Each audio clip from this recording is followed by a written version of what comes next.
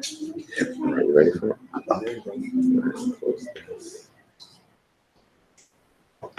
Share.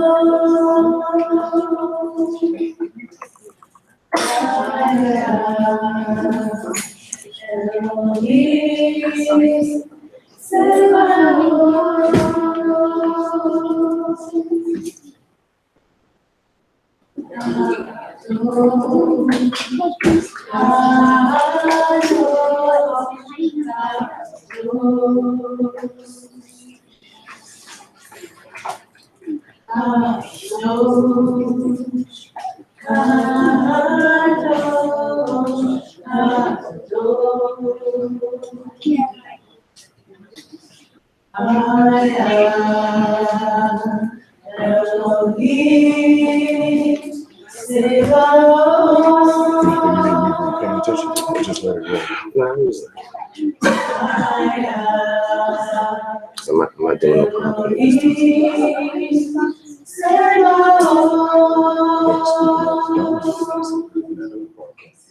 not technically on.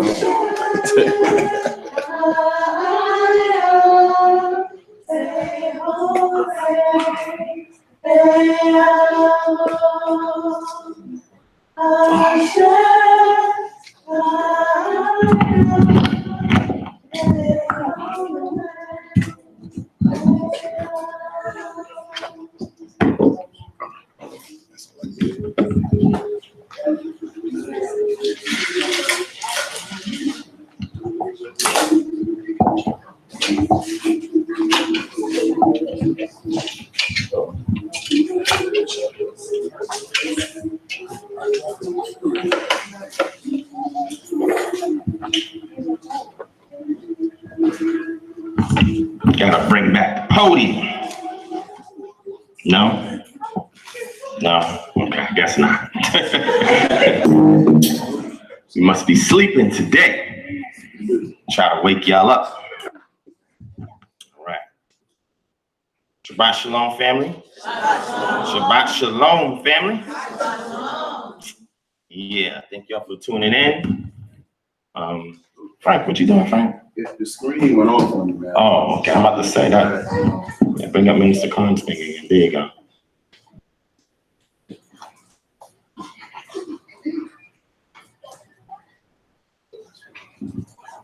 Okay. Got it?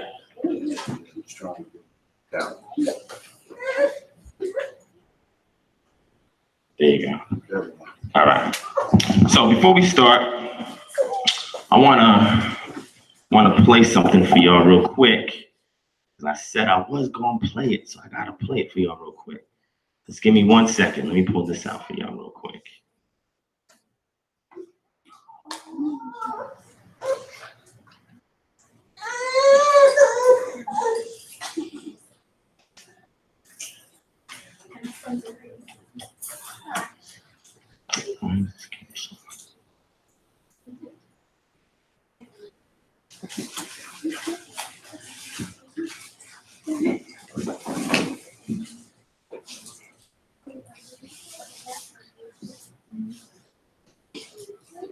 Oh man, this is slow. All right. Just give me 1 second, family. Hold on.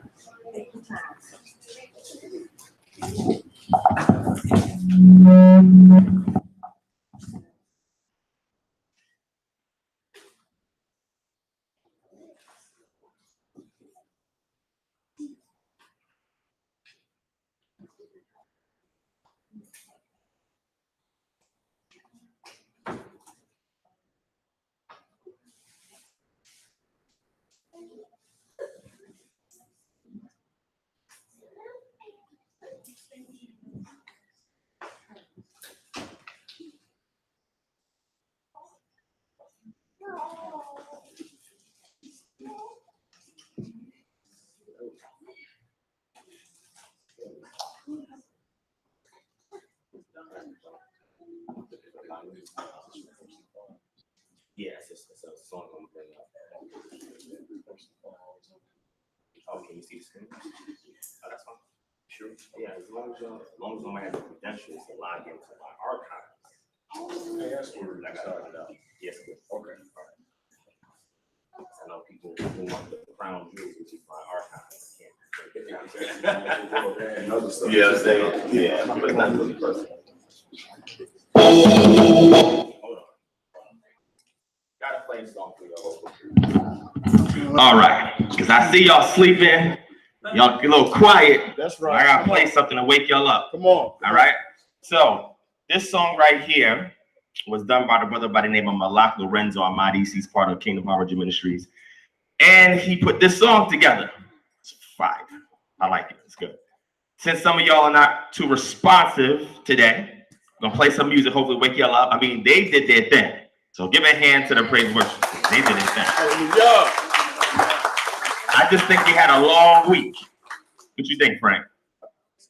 No. Yeah, it's good. Oh, okay. Yeah, it's good. Yeah, You scaring me, Frank. I'm just saying it's supposed to be dark. Yeah, shadows. yeah. That's until I change it. Okay. We're gonna change it back to Minister Carnes' background, Okay, and then okay. it'll clear up. You'll see. Okay. All right. So it's been a long week. So let's play this. I'm gonna play this song for y'all. Play it out. Listen it through. Y'all ready? Yeah. There you go. Are y'all ready? Yes, sir. Oh.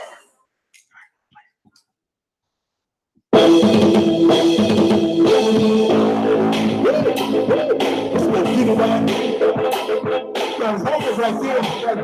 Yeah. Just for the place you gonna get it right here. Let me tell them where it's shadow the beat better than you. Let's get into it. About cultural diffusion, pigs in the practices for God students, fundamental people residing in West Africa, libations, overnight marriages, ancestor veneration for the taking, cultural liberation, research application, bringing the Israel as the great. Turn to the mineralogical calendar, before exile, before the long challenges, before the 70 years in Babylon, before the Philistines worship great God. Timeless days of repping the time with the growing in Canada, me to be left behind. Big up to my brother Divine, yo. Only that. Praise the name out here, bring language.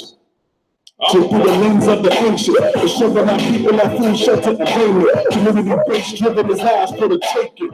As command to patronize one another. Never the hate Esau, for he was a beggar. He could change and excel in numbers. Only that.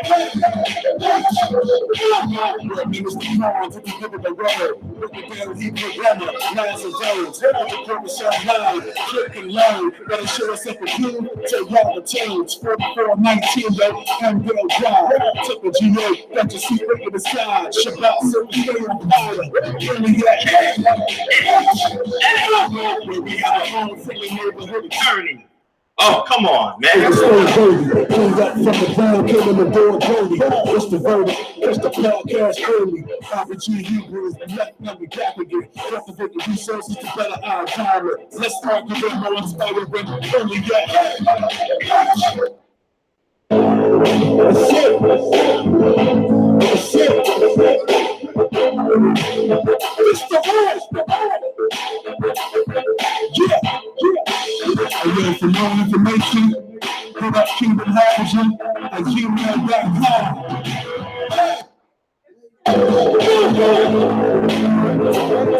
That'll get you plugged in. Shout out to Trevor the Brother Flip, Minister Clark, Susie Dog, See you, man. stand up.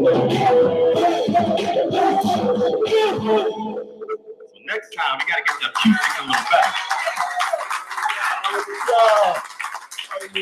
Yeah. We got the mixtape coming soon, so y'all stay tuned. We got songs, singing, rapping, all of that good stuff. Old school joints. There we go. Is that better? Yeah. Okay. Look on the screen. You'll see it's clear, all right? Yeah. I don't know what normal looks like on the screen, man. Yeah, it's good. That's It's good. fine. Okay, Yeah, that's good. That's good. All right. So without further ado, let's get started, family. All right. So just so y'all can get a little background what's going on right now before I go in. Minister Khan spoke with me and asked me to speak today. A couple of weeks ago, right? Asked me to speak a couple of weeks ago. Got a new contract to work. We're moving. Me and my family, we're moving and everything like that. So a lot's going on. Appreciate it. So a lot's going on. So I wasn't able to put a PowerPoint today for y'all. I know some of y'all are a little upset, a little disturbed. I apologize for that. That's all right. Apologize for that. You got it, Bob. But the good news is it'll be a little bit shorter. So give a round of applause for that. Man, I'm just messing with y'all. But so I was speaking to Minister Carnes, and he said, Divine, what are you going to speak on? I said, I don't know. You know, I haven't thought about it. I didn't even think about it until 2 days ago, right? But I gave him an idea. He said, man, can you speak on Ruth and give the information on the background of Ruth and all this other stuff for the book of Ruth? I said, all right, I'll think about it. But I told myself, I want to focus more on something specific that's in the book of Ruth that a lot of times we neglect or overlook because we don't understand Torah like we should. Okay, come on. Because if we did, then we will understand Yah's plan. They missed that, Frank. They missed. Say it again. When you study Torah, you will understand Yah's plan for Israel. This is why Minister Carnes teaches the statute, laws, and commandments here.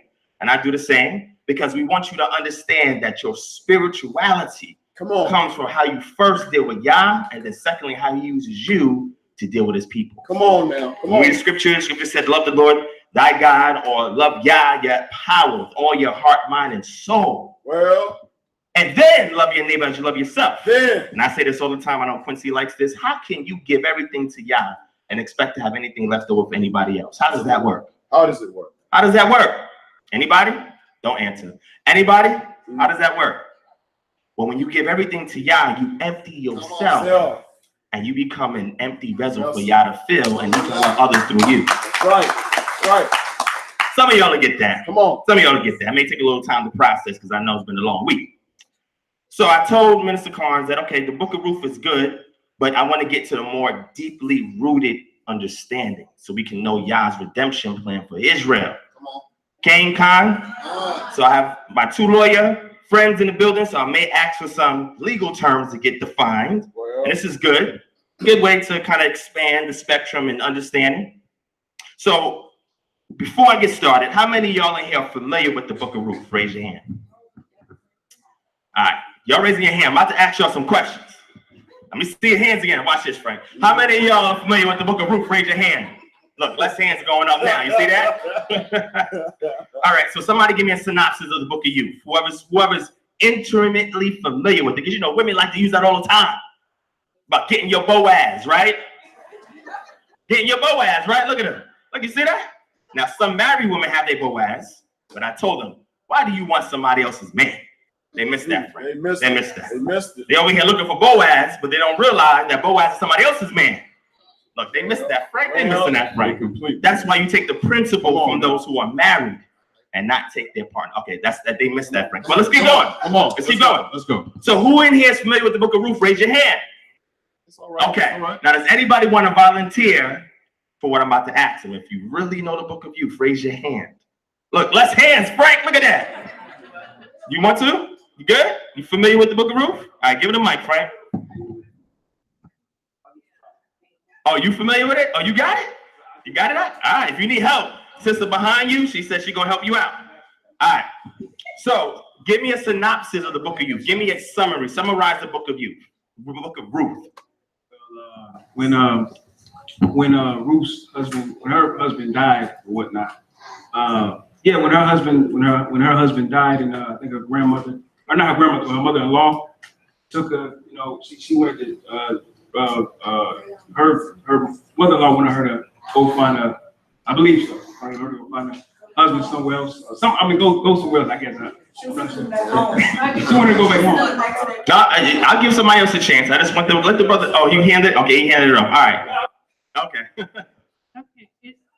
It's the first time speaking publicly, so you got to forget the brother. All right, go ahead, sis. It starts with a famine that took place in Jerusalem. Okay. And when that famine took place, Naomi, husband, decided that he would leave Jerusalem And go where? And go to Moab.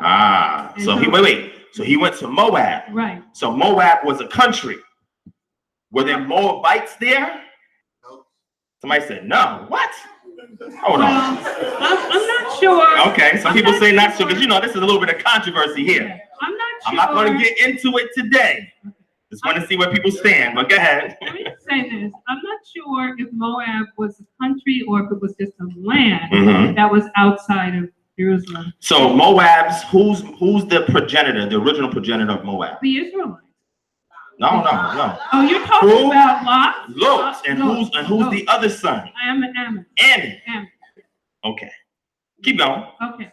So the husband of Naomi decided that the famine was too much to bear. So he took his family, which was his two sons, Chilion and Melon, and his wife Naomi, over to Moab.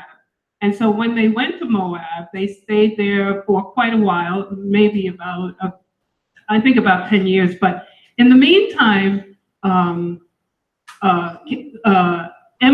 can't say his name, Amalek, which is the husband of Naomi, he passed away. And then Ruth's husband, she had two daughter-in-laws, Ruth and Orpah. And Orpah's husband passed away, and then Ruth's husband passed away. So now we end up with what? 3 widows. And they had to try to survive in the land of Moab. Okay. However, in the meantime, the famine in Jerusalem lifted, and Naomi found out about it. And so she says, you know what? I'm going back to my home country. To her what? Her home country. Now, do you know what tribe she was from? She was from Benjamin. Anybody know what tribe she was from? Do you agree? Who? Naomi? Yeah, Naomi. What tribe was she from? Well, her husband was from Benjamin. Look at that. Great question, right? Yeah. Okay. Yeah.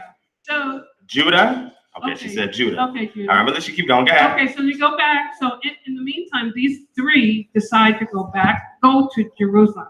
Naomi's 2 daughter-in-laws were following her, and she said, no, you stay here. You don't go back to stay in Moab, because this is your land. This is your land? Your land, your Okay. country. Your country. Your country. Okay, keep going. So therefore, I'm going back alone. Okay. So Oprah decides she's going to go. She Okay. goes off. Ruth, who is so attached to her mother-in-law. Now, and they're not even blood related. That's right. Okay, keep But going. She loves Naomi. There you go. Keep and going. She says, I'm going with you. Your people are my people. Wait, your people are what? Your people are my people. Wait, how is your people my people? We already the same people. She's making a declaration. Now, I'm just saying. So keep going. Okay. I'm And gonna let so you she finish. says, your God will be my God. Your what? Your God. Your who? Your God. But I thought they shared the same God. Well, I'm not saying nothing. I'm just asking a question. Keep going. Okay, and so in the meantime, Naomi accepts this because she feels the love from her daughter-in-law. Okay. So the 2 of them head on to Jerusalem. All right. Go to Jerusalem. So let's fast forward, right? So let's get to the situation where now she meets Boaz. Oh, okay, so she meets Boaz in the field. She's gleaning in the field. Gleaning in the field, okay. Gleaning the wheat in the field. And that means when you're gleaning, that means that you take up what the, rich people leave behind. There you go. You pick up what's left over. And so she now meets Boaz, who's in charge of the land.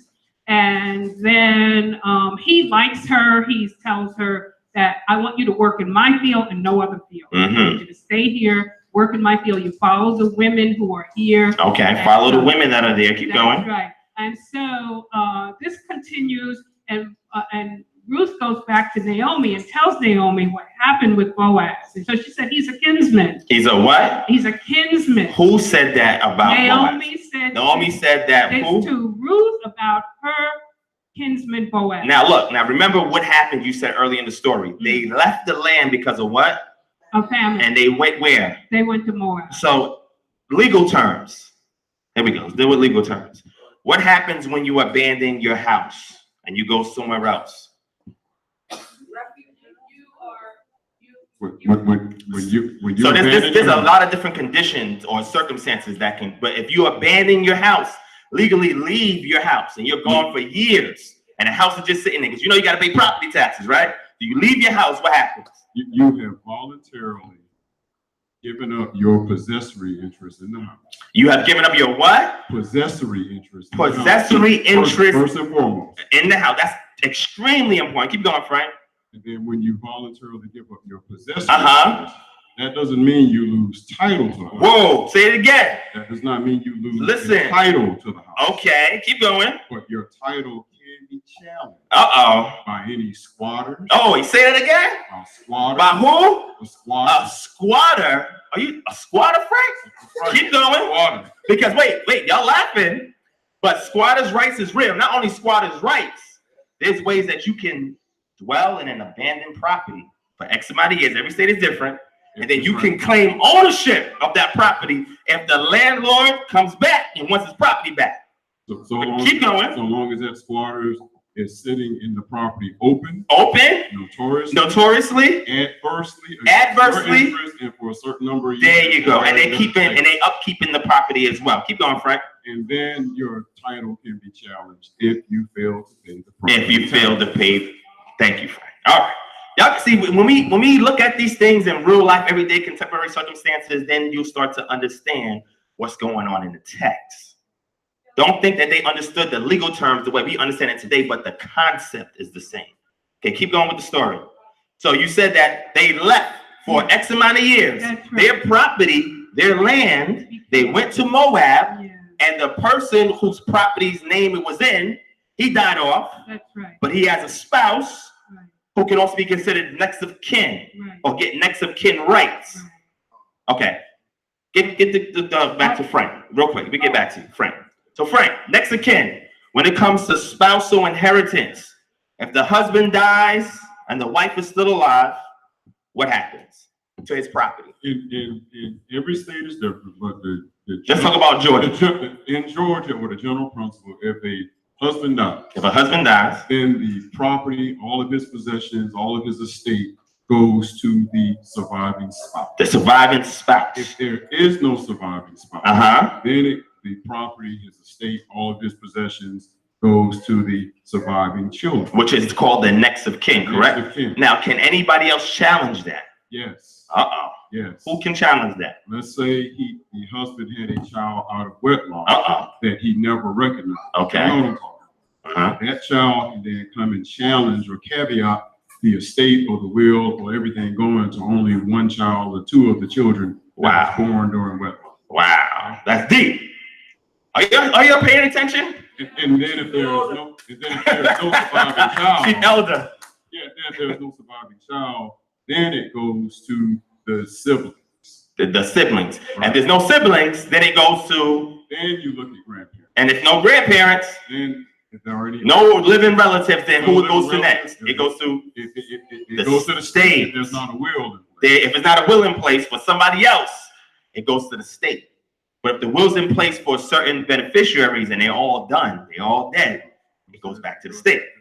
That's important now. Pay attention. Go ahead. You can run back the mic.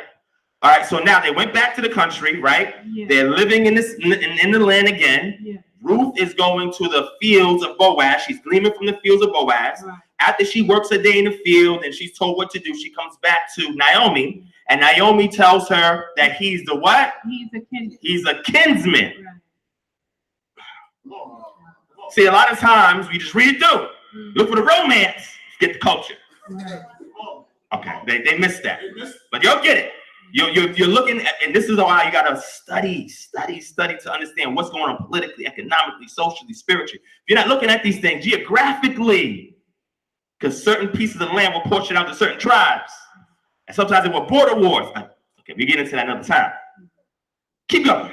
Well, anyway, Boaz spots, he notices Ruth in the field. So now Boaz notices her. Go ahead. He sees her in the field and he asks his servant, who is she? Who is she? Yeah, who is this woman over there? So he says, she is someone who returned to Jerusalem with Naomi. So she was noticed by doing what? By working hard. Wearing a sundress. And I'm just saying, I'm asking, No. she was noticed by him by wearing a sundress. No, No? Wait, by painting her face. By wearing jewelry. Come on. Putting tattoos on. Come on. What, he didn't notice her for none of that? What did he notice her for? He noticed that she was a foreigner. Her hard work in the Hard field. work, yes. Hard work. Wow, that's a message for somebody. Yeah. But keep going. So he asked this servant who is she. Said she is someone who came to the land with Naomi. Okay. And she has been working in this field since dawn. Mm-hmm. Working very hard. Now wait, now the question is this: did Ruth have any children? No.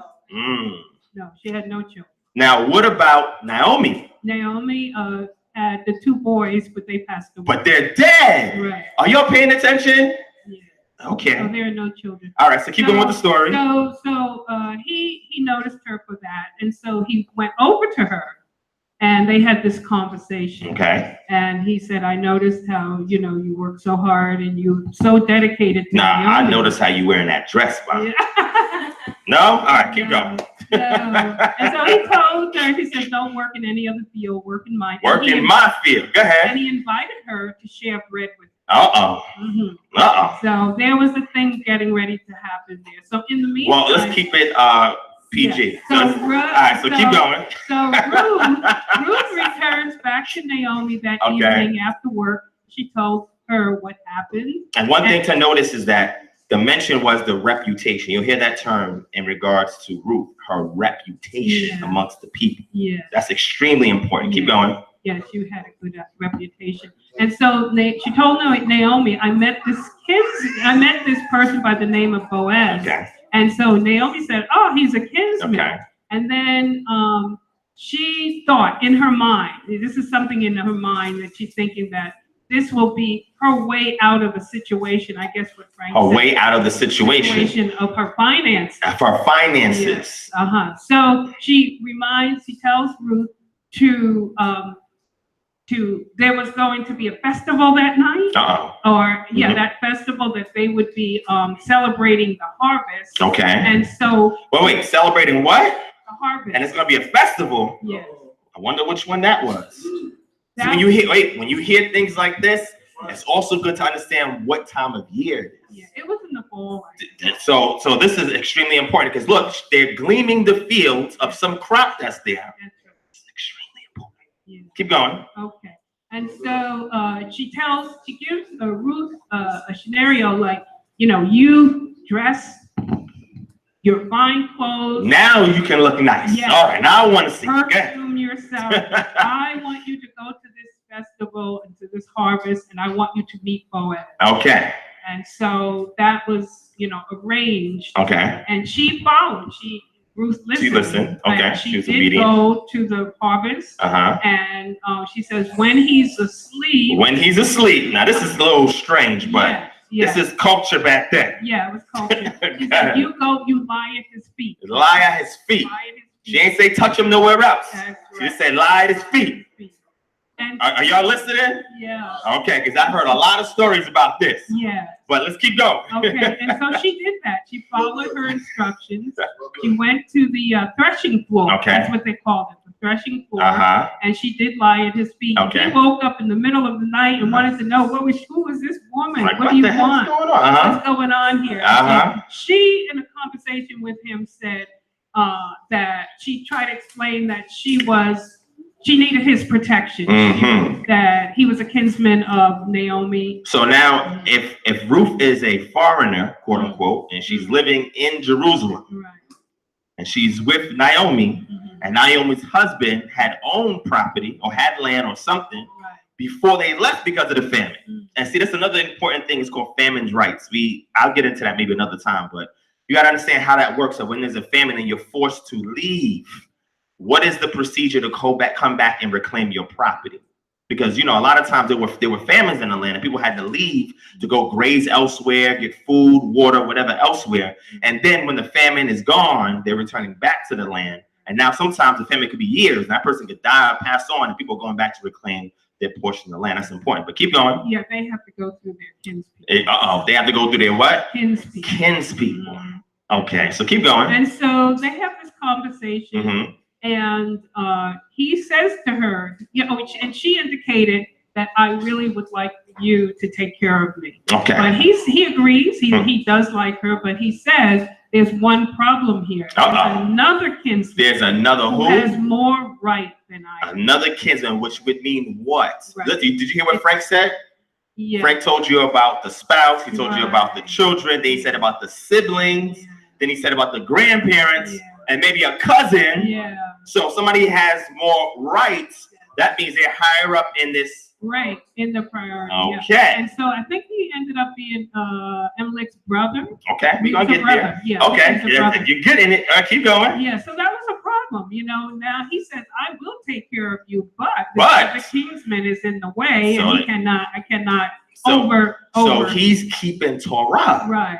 Because he couldn't even say, yo, later, fam, I got you. I like you. I got you. Let's do it. He followed protocol. Keep going. And they call that the Levant rights or something. We're going to get into that. Okay. And so she was a little bit troubled by that. Mm-hmm. She went back to Naomi, told Naomi what happened. Mm-hmm. And so Naomi had faith, and she said, don't worry, he will take care of this. Awesome. So let's fast forward it to the ritual or the custom that was performed. Right. All right. With Ruth, with Boaz and those individuals. Right. Okay, so keep going. Boaz had to go to this other kinsman. He had to go where? To the other kinsman. To the other kinsman and do what? And to obtain the permission to be able to obtain that land that Naomi had, and also to marry Ruth. Okay. Now this becomes part of that. There you part of that package. Part of that package. Okay, so then what happens? What was his name? Don't worry about the name. Okay, so the kinsman, kinsman, he said that he at first wanted the land, but then when Boaz says you have to take Ruth as well, and she's a Moabite. Wait, say it again? She's a Moabite. He said what? That's right, she's a Moabite. And for some reason, they was a little sketchy about that. Right. Moabite. Yeah. So the kinsman said, Nobody. No way. He said, because the reason he said that was that if he took Ruth, she would inherit the land. Mm-hmm. He didn't want to lose the inheritance to his own. There you go. You gotta understand. You gotta read Torah. You get to understand it. But keep going. Keep going. So he. You see all the stuff you missed when you're just looking for a romance novel. Keep going. So his ritual was that he took off his sandal. Whoa! He did what? He took off his sandal. He took off his sandal and did what? And he handed it to Boaz and said, "No, you take Ruth and you take the land. Slow down. It's all yours. This is custom. Yeah. This is how you hand over. So the sandal is representative of your. So the land is there, and your feet are stepping on the land. Your feet are on sandals. So the places where you walk, the land in which you own, your sandal represents that land that you walk on, or that property that could be yours, but now you're giving it over to somebody else. That's a ritual, that's a custom, that's a practice at those times. Now we have similar ways of doing that today, like with paperwork. But back then, they handed a sandal. That was the custom. All right, so keep going. Okay, and so they all agreed. Everybody agreed. Now look, there was several people there because you have to have witnesses to attest to this. Elders. The who? The elders. This is very important. Yeah, the elders of Jerusalem. Okay. They held high rank, and so they all witnessed this agreement between Boaz and the king. Okay, cool. So that was a witness. All right, so then after that, then we get to the fun stuff. Right. Right. It was a celebration. They got married, and then they had little Obed. All right, so we're gonna stop. And Obed is the grandfather of who? David.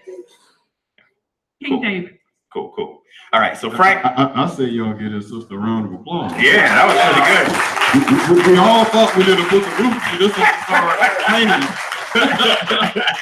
You see some people putting their hands down when I was asking and ducking their heads like I didn't see them. That's okay. All right, so now let's get into the meat and potatoes of this lesson, right? So now that you understand Ruth, yes. Oh, she wanted to say something. Okay. The reason that I know the story so well is my mother's name is Ruth, and her sister's name was Naomi. Wow. And the other sister was named Oprah. That's deep. So it became the favorite book. Wow. My favorite book of the Bible because of my mother. So praise God. Why I know it. Wow, that's deep. That's deep. And that's when names start to mean something when you give them to your children. I'm gonna leave that one alone. All right. So anyway, thank the sister for laying that out. So that way I didn't have to go into the book of Ruth. I want to get into the technical stuff, right? And the reason why this is important is because we have to understand Torah. You say it all the time, you keep Torah, but if someone has to ask you a question, give you a scenario and say, according to Torah, how should this be handled? How many of y'all will pass that test? Right. I'm gonna ask Minister Carnes to hand that out maybe next week or something like that. Look at them get quiet, Frank. See that? Look, they ain't quiet, Frank. Crickets. All right, crickets, right? All right, so let's start. So the name of this message, and I didn't really have a name for it, but I had to put something up. So that way I could make, do the live stream. Does Israel have any kinsmen to redeem them? Well. Does Israel have any kinsmen to redeem them? Well, come on now. Deep. Come on. Deep. Are you in good hands? Like a good neighbor, is the Most High there? So we're looking at insurance. They're missing that, Frank. They're missing that insurance. How many of y'all got renters insurance? Okay, how many of y'all have homeowners insurance? You should have. How many of y'all ain't got no insurance at all? Now, y'all not being true. If you ain't got renters or homeowners, you must be living with somebody then. Look at them. They get quiet, Frank. Okay, how many of y'all have car insurance? Hopefully everybody got a car out there, car insurance. You're not supposed to drive. People do drive, Frank. They're not supposed to. So, what is the importance of insurance? Anybody can answer. What's the importance of insurance? Liability on who?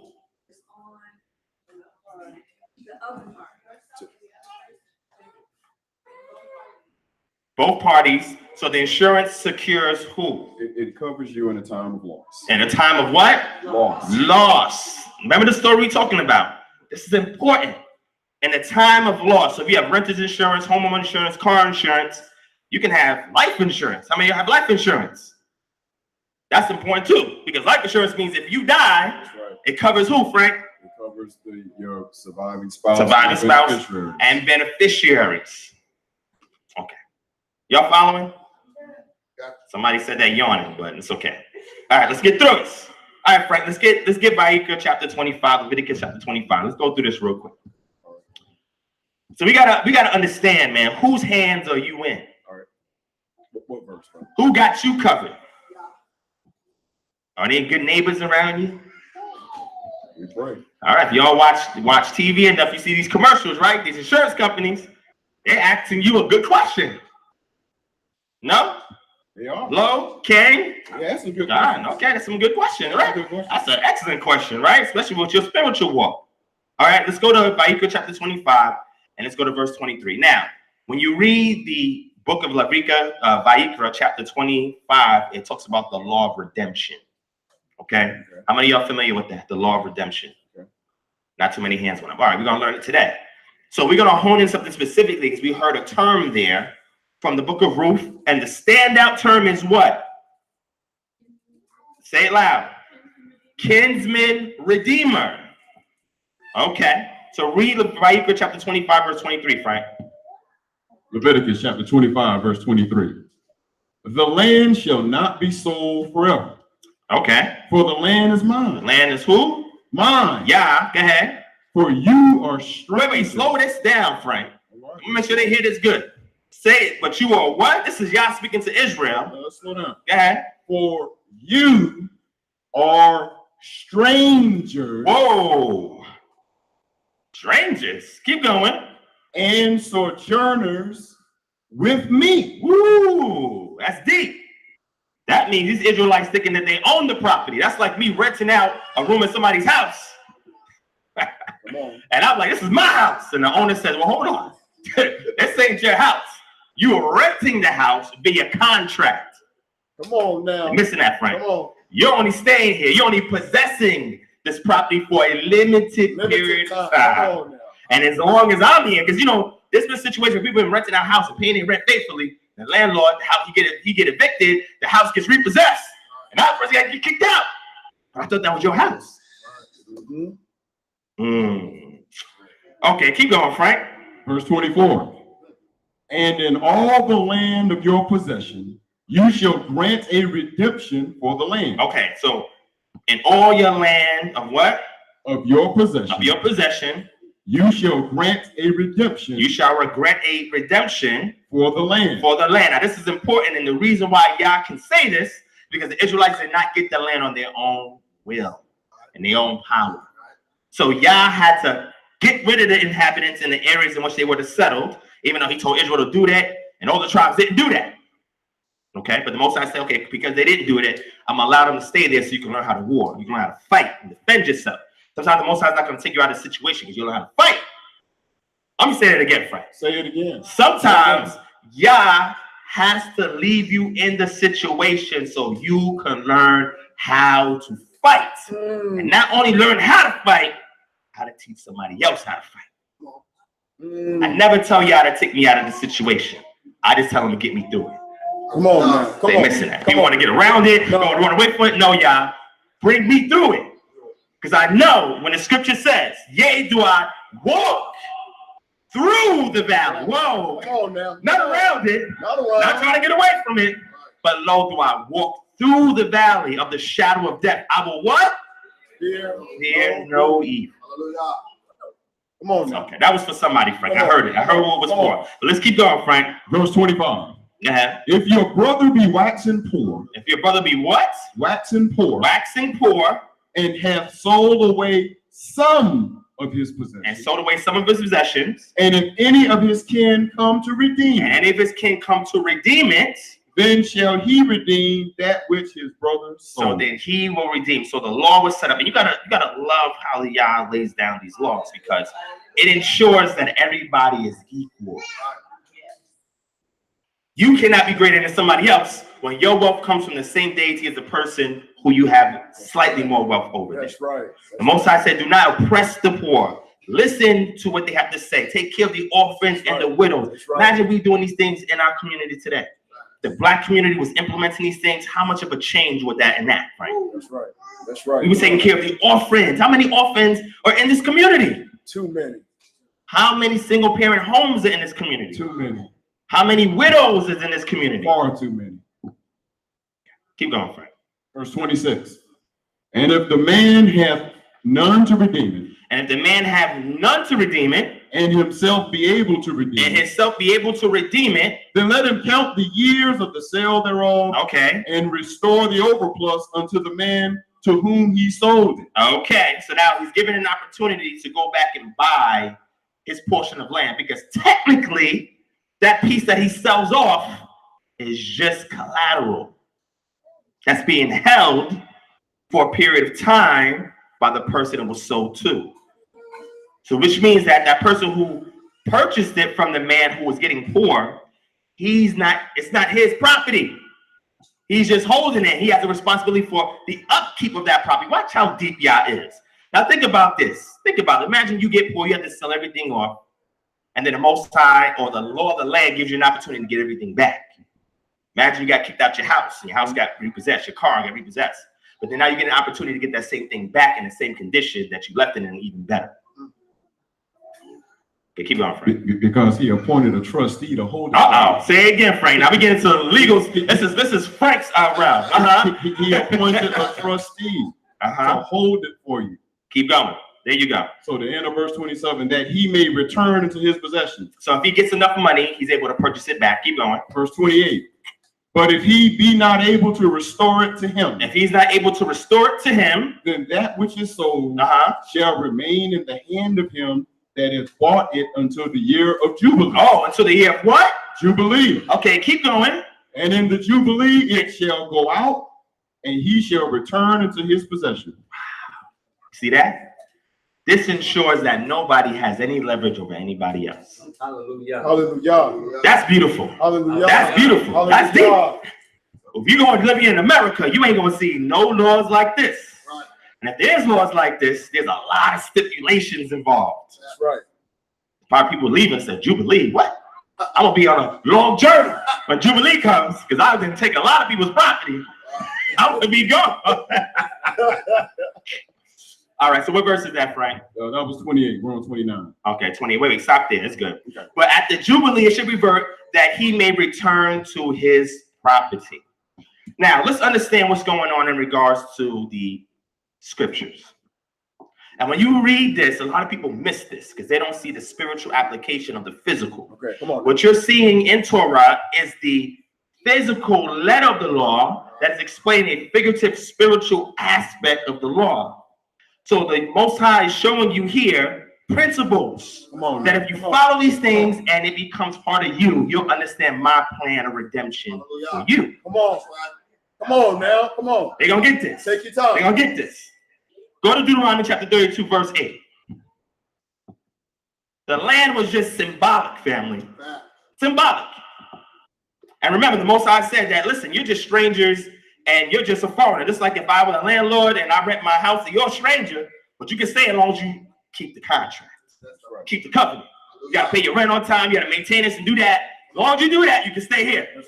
Okay. But if you don't do that, I'm going to kick you up out of here. Keep going, Frank. Deuteronomy chapter 32, verse 8. Read that. When the Most High divided to the nations. Wait, when the Most High divided to the nations their inheritance, when he separated the sons of Adam, he set the bounds of the people. He set the bounds of who? The people. Of the peoples. According to the number of the children of Israel. The children of Israel. Some translations say children of El or sons of El Beni El. Some say sons of Elohim. If we do the deductive analysis on that, then we'll see that the root that they all three share is the word El. So technically it should be Beni El, sons of El. But let's read verse 9, Frank. Go ahead, read verse 9. Verse 9. Verse 9 says what? For Yah's portion. For Yah's what? Portion. Portion is his people. No, is the land. His people. Wait. His portion is not the land, but it's who? His people. Ooh. Keep going. Yaakov is the lot of his inheritance. He's the wait. You know, people get a little weird when we talk about casting lots. Come on now. Come on. Some lot was cast somewhere. Some lot was cast somewhere. And y'all decided I'm gonna take these people. Y'all can have everybody else. But for some peculiar reason, I want these people. They missed this, Frank. Some in heavenly realm went down and they just manifested on the earth. Whoa. That's deep. Come on. That's deep. Brother, say it again. Say that one more time. Say it again. I'm gonna let you say it, Frank. Go ahead, say it for me, Frank. Said Yah's portion. Yah's portion. His people. So we got Ki Hilek Yahweh. Keep going. Yaakov is the lot. Wait, before you get there, Amo, and you have the suffix wav, and it's really a u sound, and that means his. And ami, which means what? Or am, which means what in Hebrew? People. His people. Keep going. Yaakov is the lot. Hebel is the lot. Of his inheritance. Of his inheritance. Nahalata. So now the inheritance is not the land, it's the people. The book of Ezekiel, the Most High says that all souls are, the word there is nefesh, the soul, not the flesh. The flesh houses the soul, not the land. The land is nothing. What is that? But the people is mine. So you have nations all over that are fighting for land. Come on now. Come on. But all y'all cares about is fighting for your soul. Right? Come on. Let me say it again. Come on, say it again. Let me say it again. When you have other people fighting for carnal things for you, it's not the same thing as mine is fighting for the spiritual part. Right. Come on. If I can work your spiritual, Frank, then we can double the portion that you lost physically, Frank. Yes. But if your spirit ain't right, Frank, you're going to take it to the grave, and then when you wake up, you may have some issues there, Frank. That's right. Just say. Are y'all following? You sure? All right, come on, let's keep moving, Frank. So, Frank. Verse 10. No, we good there. I just want you to understand the nations are fighting for land, but the Most High is fighting for your soul. It's a difference. Come on. This is why when Israel tries to whore after other gods, they get quiet. Come on. Okay, let me explain. This is something deep. Come on. When you research the word demon in the New Testament, they're missing this. Or the word God, deep. It has to do of an entity that provides fortunes. Okay. See, go back and research it. You may think I'm bugging out. It's a deity that gives fortunes. When you get time, you go back and research. Probably doing a lesson on Yeah, that. what you talking about, Ron? What's the difference? Because Yah's not worried about just giving you fortune. That's a byproduct. Let me say it again. Well, Some people are chasing for the fortunes, well, so the deities that they're going after provides them that. woo. But if you come into Yah just asking fortunes, he said, wait, I don't want this. Are you giving me your soul? Are you giving me your spirit? Come on. Are you giving me everything that you have and everything that you are? And as a byproduct, Come on. you can get the fortunes. See, he tries to go the other way around. Don't work that way. Okay. That's right. Come on. I know it went on some people's head, but they're going to get it, Frank. Watch. Hero At midnight, he's going to wake up. Hero is Okay. Okay, let's keep going, Frank. Let's keep going. So Yah's inheritance is the people. Right. And then once he took the people, let's go to Isaiah 45:4, Frank. So now he got the people. It's his. Some lot was cast somewhere and fell on Israel. He said, I'm taking them for mine. And then what does he do next, Frank? Isaiah 45:4. Isaiah chapter 45, verse 4. For Yaakov, my servant. Wait, so now he's made them his servant. And what else? My servant's sake, and Israel, mine elect. Now you got to understand, there's a reason why he says Jacob and Israel. Come on now. They going to miss this, Frank. Come on. There's a reason for that. There's a If you reason. learn Jacob's history before you turn Israel, and then you learn Israel's history until the day he died, you'll understand why the Most High is always juxtaposing these two things. They miss this, Frank, but it's something for to go back to research. But keep going. I have even. Wait, slow that down, Frank. I have what? I have even called. Even called you by your name. And what, Frank? I have surnamed you. I have what? Have surnamed. You got to slow down, Frank. What does surname mean? It's deep, Frank. It's deep, Frank. Keep going. There's a reason why he had to give him his name. Keep going, Frank. I have surnamed you, Uh-huh. though you have not known me. Wow. I surnamed you, but you have not known me. Go to Isaiah 1:3. Ooh, I know where you're going. You should know where I'm going. Yeah, I know where you're going. Isaiah 1:3. So I surnamed you, made you my servant, made you my people, but you ain't even know me. That's deep. Keep going, Frank. Isaiah chapter 1, verse 3. Mm-hmm.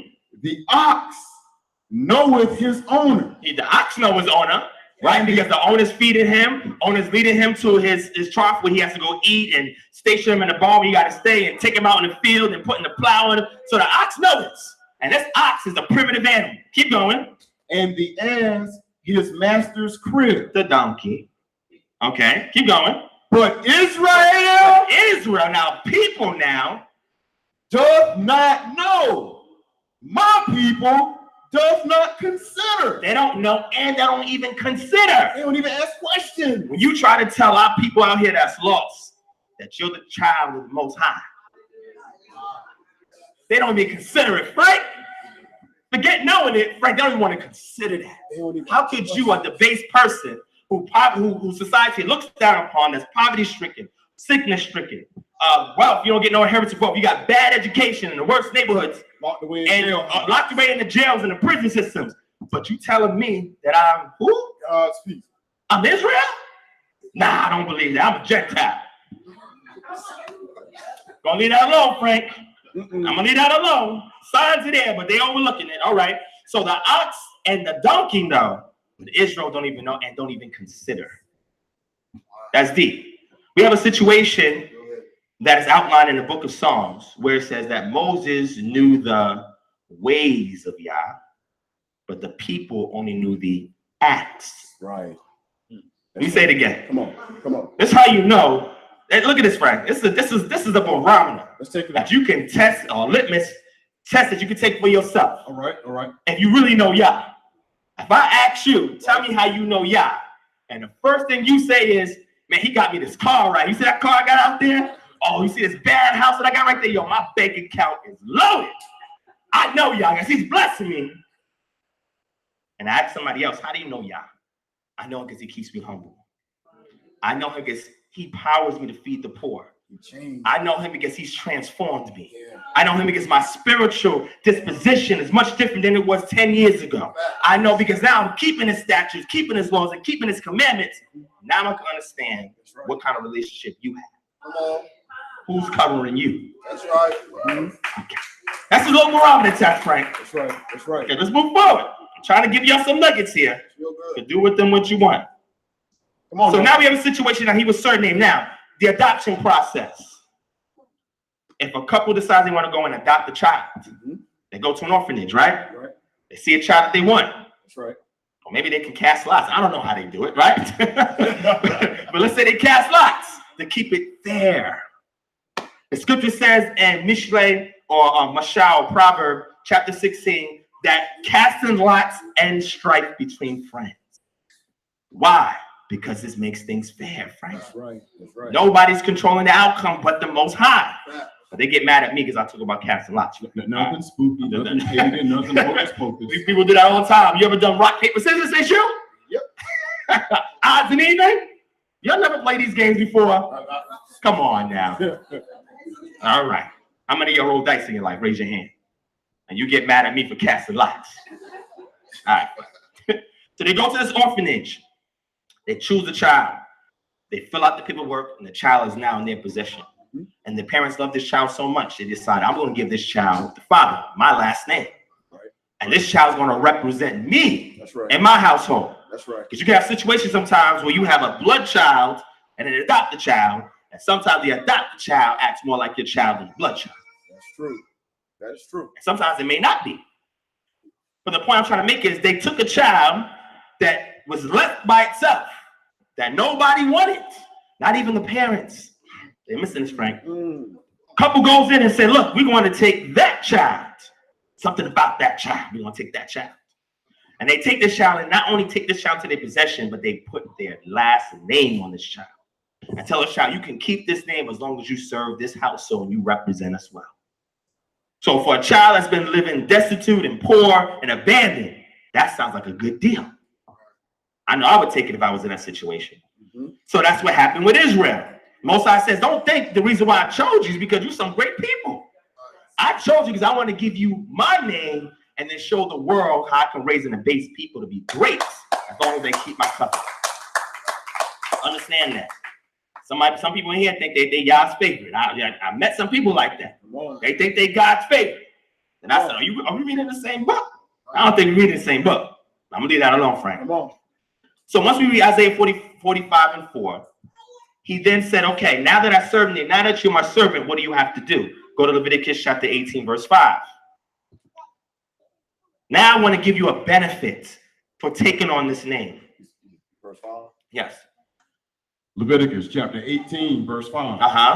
You You shall therefore keep my statutes and my judgments, which if a man do, what's the reward? he shall live He in shall them. live what? In them. In them. I am Yah. I am Yah. Deuteronomy 28 and 1. Verse 1 and verse 2. You said 28?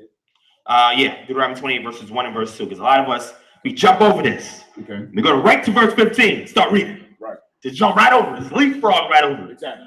Deuteronomy chapter 28, verse 1. Okay.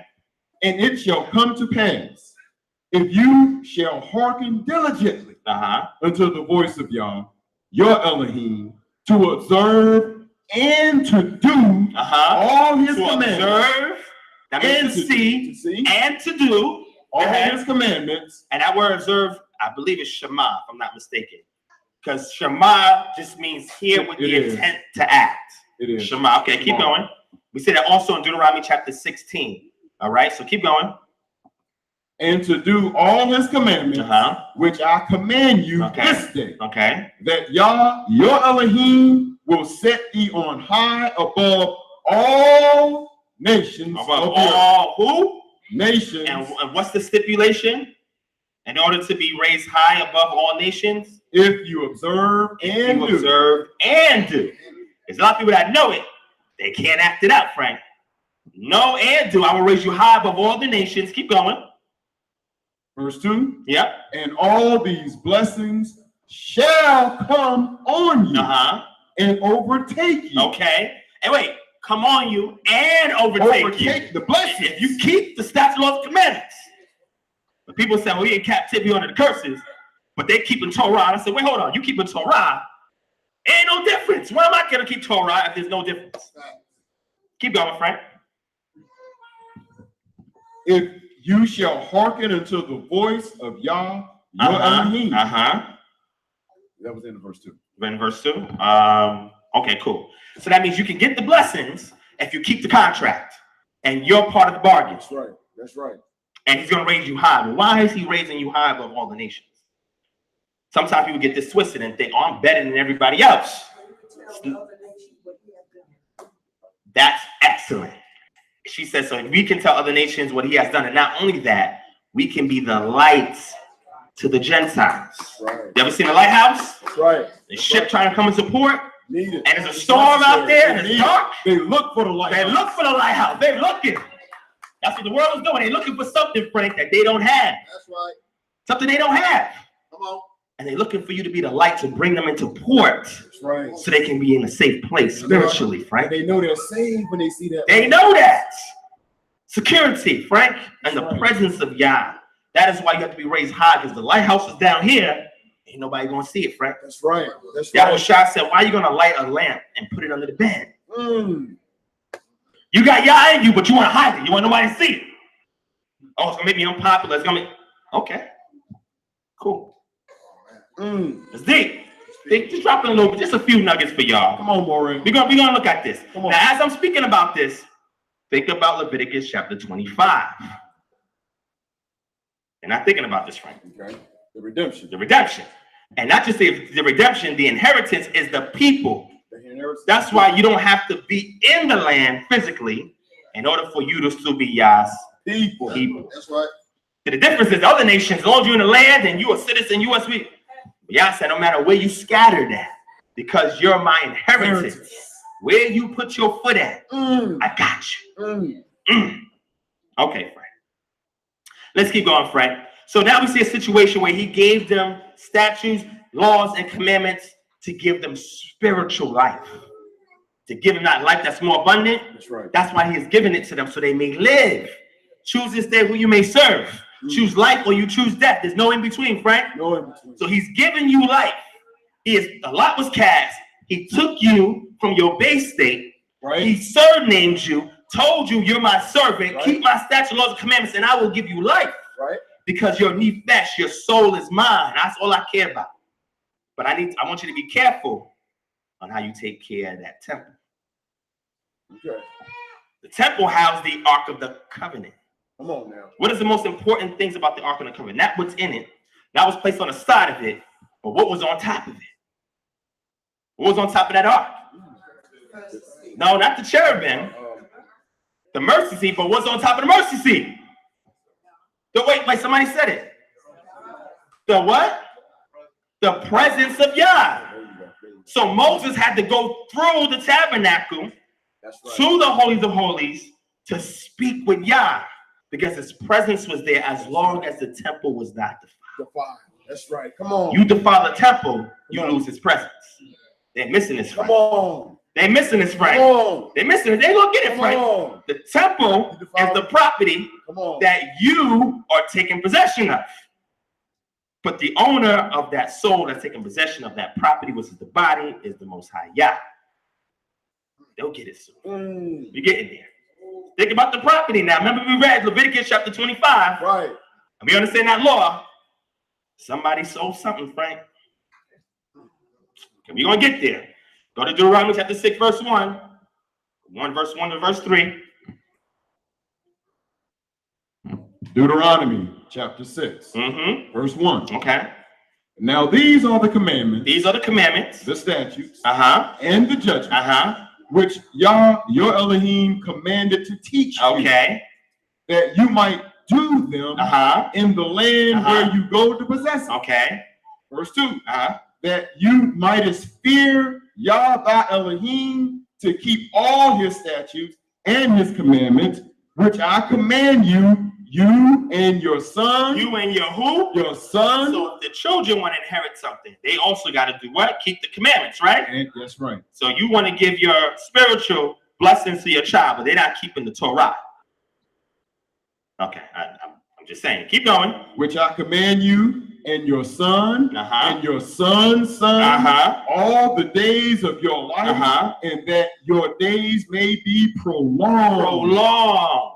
The reason why there's so much black on black violence is because number one, the people don't know who they are. Make it plain, brother. And number two, the people don't have an ethical, moral root code that tells them that I'm responsible for you. Come on. And you're responsible for me. And if we follow the one that is the arbitrary between us, you will live because I'm going to respect you and your boundaries. That's right. And I will live. That's But right. today, the youth are bumping into each other, cursing each other out, joining gangs. It's an issue. Keep going, Frank. Verse 3.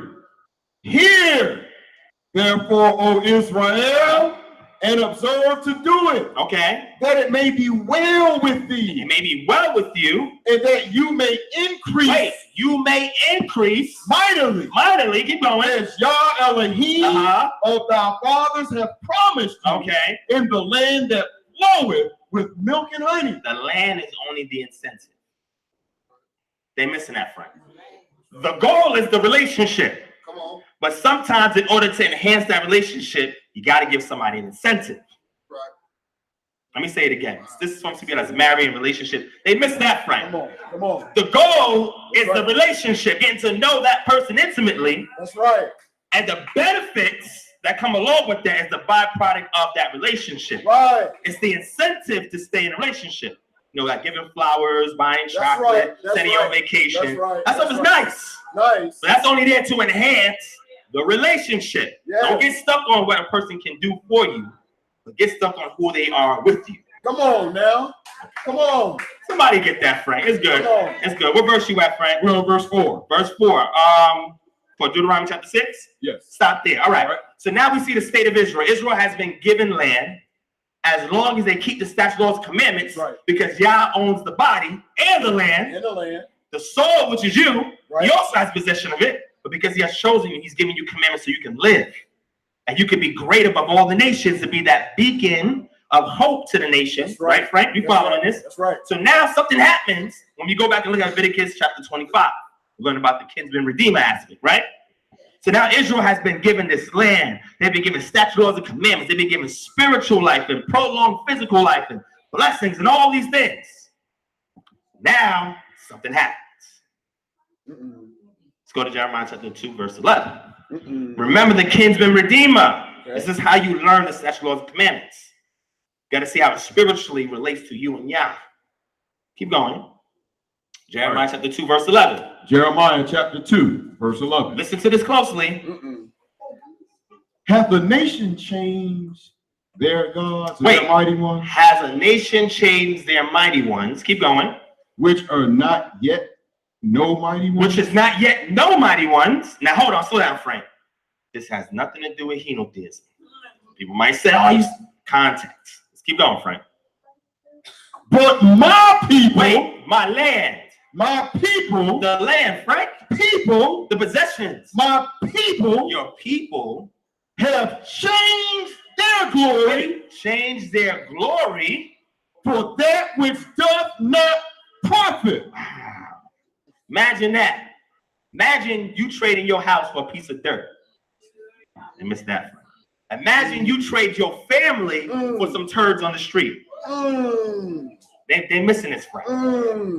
So Israel's been given an opportunity and blessed with all of these things, and all they had to do was keep the covenant.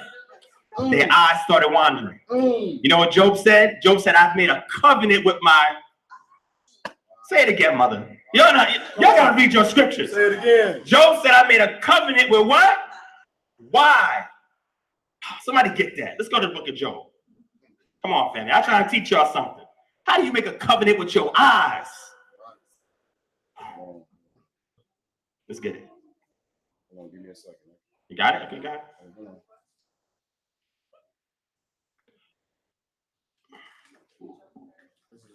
Whoever got it, get it. Job chapter 31, verse Okay, you got 1. it, Frank. Go ahead. Job or Eob chapter 31, verse 1. Slow down. This is important. Listen. Go ahead. I made a covenant with mine eyes. I made a covenant with my eyes, but why? Why then should I think upon a maid? Okay, so we read in another parallel translation. I made a covenant with my eyes not to look lustfully after a young woman. And the reason why is because lustfully looking after her which means that you have no intention on taking it to be yours. You just want to play around. You want to defile somebody else's. Okay. So the covenant that he makes with his eyes, read verse 2. For what portion of Elohim is there from above? Uh-huh. And what inheritance of the Almighty from on high? Wait, are you listening to Job? Job was speaking Torah. They missing that, Frank. Read verse 3. Is not destruction to the wicked? Uh-huh. And a strange punishment to the workers of iniquity? Slow down there. Verse 4. Wait, no, slow down. We good. Okay. Covenant with your eyes. Israel made a covenant with their flesh, but the covenant was not with their heart. Get Deuteronomy chapter 10, verse 16. I'm going to say it again. They made a covenant with the flesh, but not the covenant with the heart. And because the covenant was the flesh, the heart that they had waxed cold and became hard. Read that. Deuteronomy chapter 10, verse 16. What's it say, Frank? Circumcise. Wait, circumcise. Therefore, the foreskin. The foreskin of what? Of your heart. Of your heart. And be no more stiff-necked. And be no more stiff-necked. Israel did not circumcise their hearts. They only circumcised the flesh. So because the flesh was circumcised, it reminded them, I'm entitled to the covenant, but they didn't realize that the covenant that you're entitled to, the land, the possessions, the blessings, is only the byproduct of the relationship with the Most High. Come on now. So Moses even told them, listen, you're getting all these things, but don't forget, circumcise the foreskin of your heart. You know how Moses had to get his heart circumcised? The Most High to take him out of Egypt and humble him for 40 years somewhere else. Sometimes you got to get yourself out of the situation that is always benefiting you with the carnal things in order for Yah to work on you with the spiritual things. Somebody get that, Frank. Somebody get that. The covenant of your eyes you make is something with your heart, because the soul of the heart is the windows to everything that is you. What are you setting your sights on? I tell people all the time, people's worth is based on what they value. First thing I ask people to know, this person is going to bring something positive in my life. What do you value? Come on now. Because what you value Real good. is what you're seeing with your heart. People see the wrong things with their heart, Frank. That's right. Some people see the right things with their heart. But I ask you, what do you value? What do you value? And what do you place value on? Ask somebody that. See what they tell you. Random person. Somebody that you know, hey, what do you place value on? Just listen to what they say.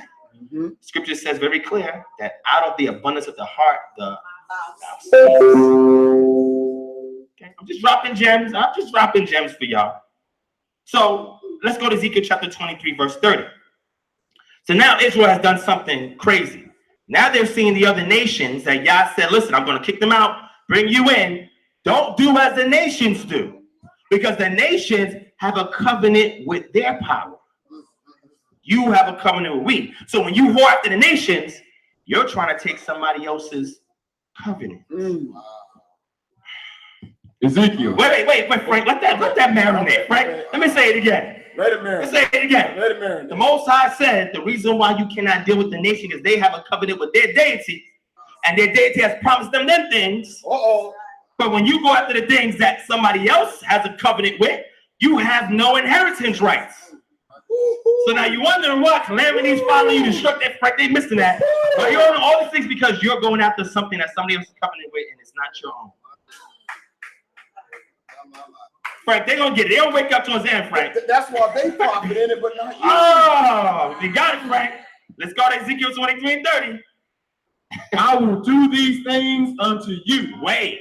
I will do these things, the calamities, the punishment. Why, Frank? Unto you, because you have gone a whoring. You've gone a whoring after the heathen. After the heathen. And because you are polluted with their idols. Or defiled by their idols.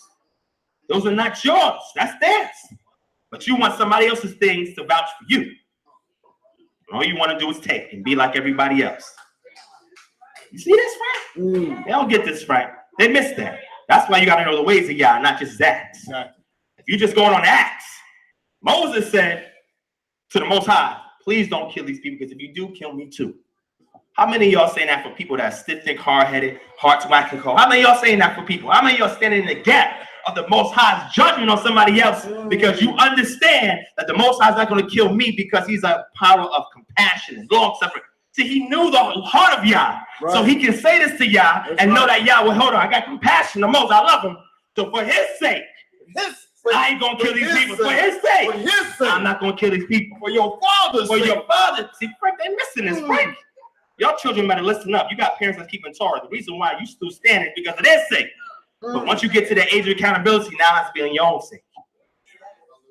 They're going to get this, Frank. They're going to get this, Frank. They're going to get this. So now they put themselves in spiritual deprivation. They put themselves in a situation where now they was about to lose everything. Because now they're not keeping Torah. Now they're becoming bloodthirsty. Now they are stealing. Now they're not honoring what the covenant was made with their forefathers. Right. So because of this, there's a punishment, just like any contract you have. There's stipulations in that contract. Right. And if you don't follow that contract, There's a penalty. there's a penalty for breach of contract. So they're not considering that because sometimes even breaking a contract may get you some benefits in the interim. But when somebody calls up the paperwork, Come on. look at that paper. Hold on, you're not supposed to have that. You're not supposed to be doing that. Okay, Frank. See, lawyers understand that. They understand that. The rest of us, we're going to get it. We're going to get it. Let's go to Psalm chapter 49, verse 15. Because now, wait, slow down, Frank. Okay. Can a human being commit whoredom with a God? I know that might sound like a trick question. I'm just asking. Now, I'm talking about like physical whoredom, like literal whoredom.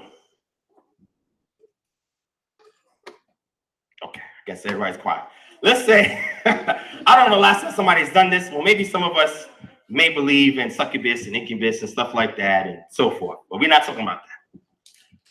Israel at this point was not sleeping literally with the powers of the other nations. So this is spiritual fornication. Right. They were chaste unto Yah, but they decided we want to play around a little bit because the other nations are doing it. Why can't we? Other nations got a king. Why can't we? Other nations got this. Why can't we? That's right. But you just been giving this land flowing milk and honey, and you ain't even got to do much to get from the land. But you want everything else everybody's got because you're not satisfied. You have not made that covenant with your eyes that leads to your heart. You don't know me, Yah says. The relationship is the prize, not the byproduct you get from it. Come on. So when they commit spiritual whoredom, now they are spiritually destitute, and now they have prostituted or sold themselves over to another nation. That's right. Come on. Are you listening? Do you remember Leviticus chapter 25 earlier where we read? Watch what's going on, family.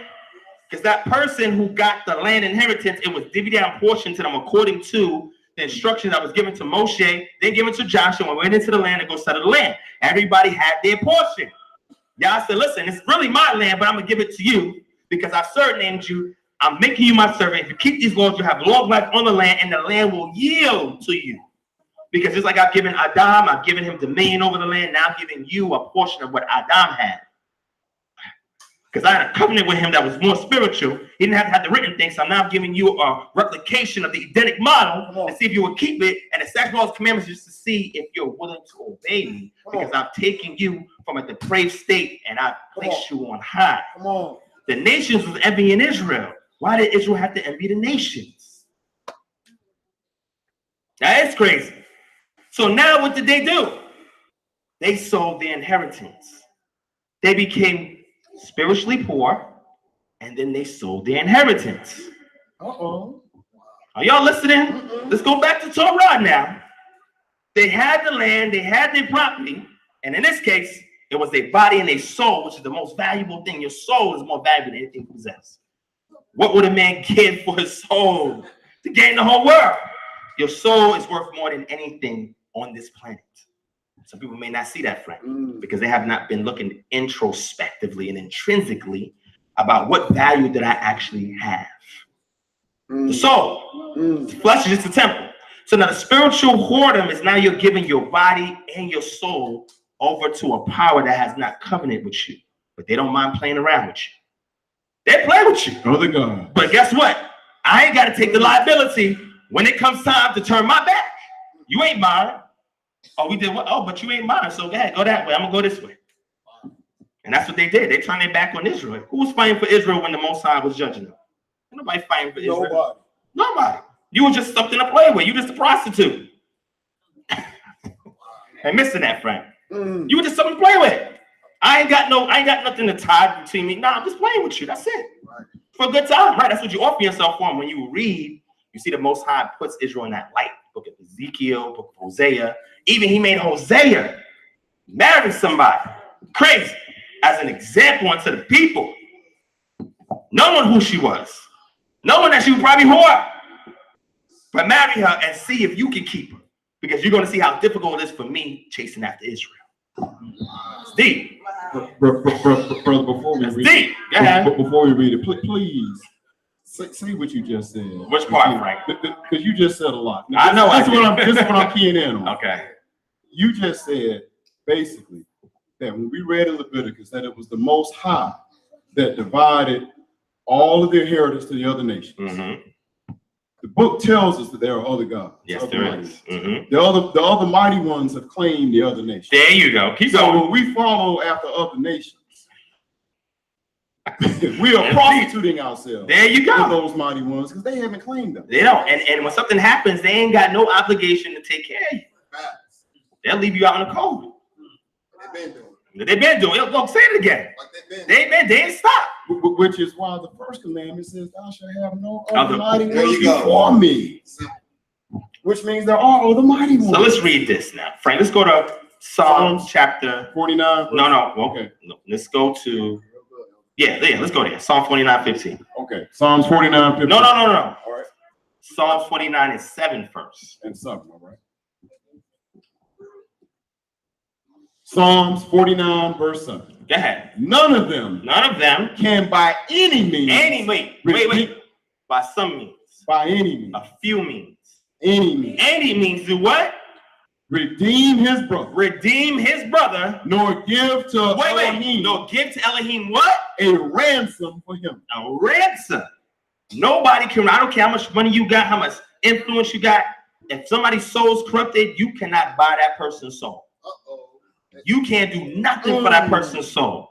All you can do is give that soul back to its owner. They miss that, friend. Sometimes we want to take possession of people's souls because we want them to be faithful to us, loyal to us. But the best thing that we can do to get the best results that are righteous is give that soul back to its owner. See, sometimes we take advantage of people's flesh, but we don't pay any attention or consider their soul. Come on now. Oh, Frank, they missing that. But that's deep. So the nations will play around with them because they ain't got to deal with your soul, but they want to get what you got. And once they pillage Israel, we got kings just opening the door and letting foreign entities just come in and look around and see, oh, look what we got. We got this gold here. We got this here. They're just letting them in. The nations want to care about, well, spiritually what y'all got. They only care about carnally what you got. And if you're willing to share, show all this to me, I'll take it. And something happens, hey, I ain't got no liability. I've done nothing. I ain't do nothing wrong. So keep reading, Frank. That's something we want to go to. Where we want to go? No, verse 8. Go ahead. Okay. Verse 8. For the redemption of their soul. Wait, the redemption of their soul is precious. Is precious or costly. And it ceases forever. And it ceases forever. Keep going. Verse 9. That he should still live forever. You should still live forever. And not see corruption. And not see corruption. Now slow down. Now we know a human being cannot live forever. So we're not talking about the flesh. We're talking about soul corruption. So no, by any means can a man redeem his brother. Now we're talking about a situation where even a brother can't redeem somebody. So what makes you think a foreigner can redeem you?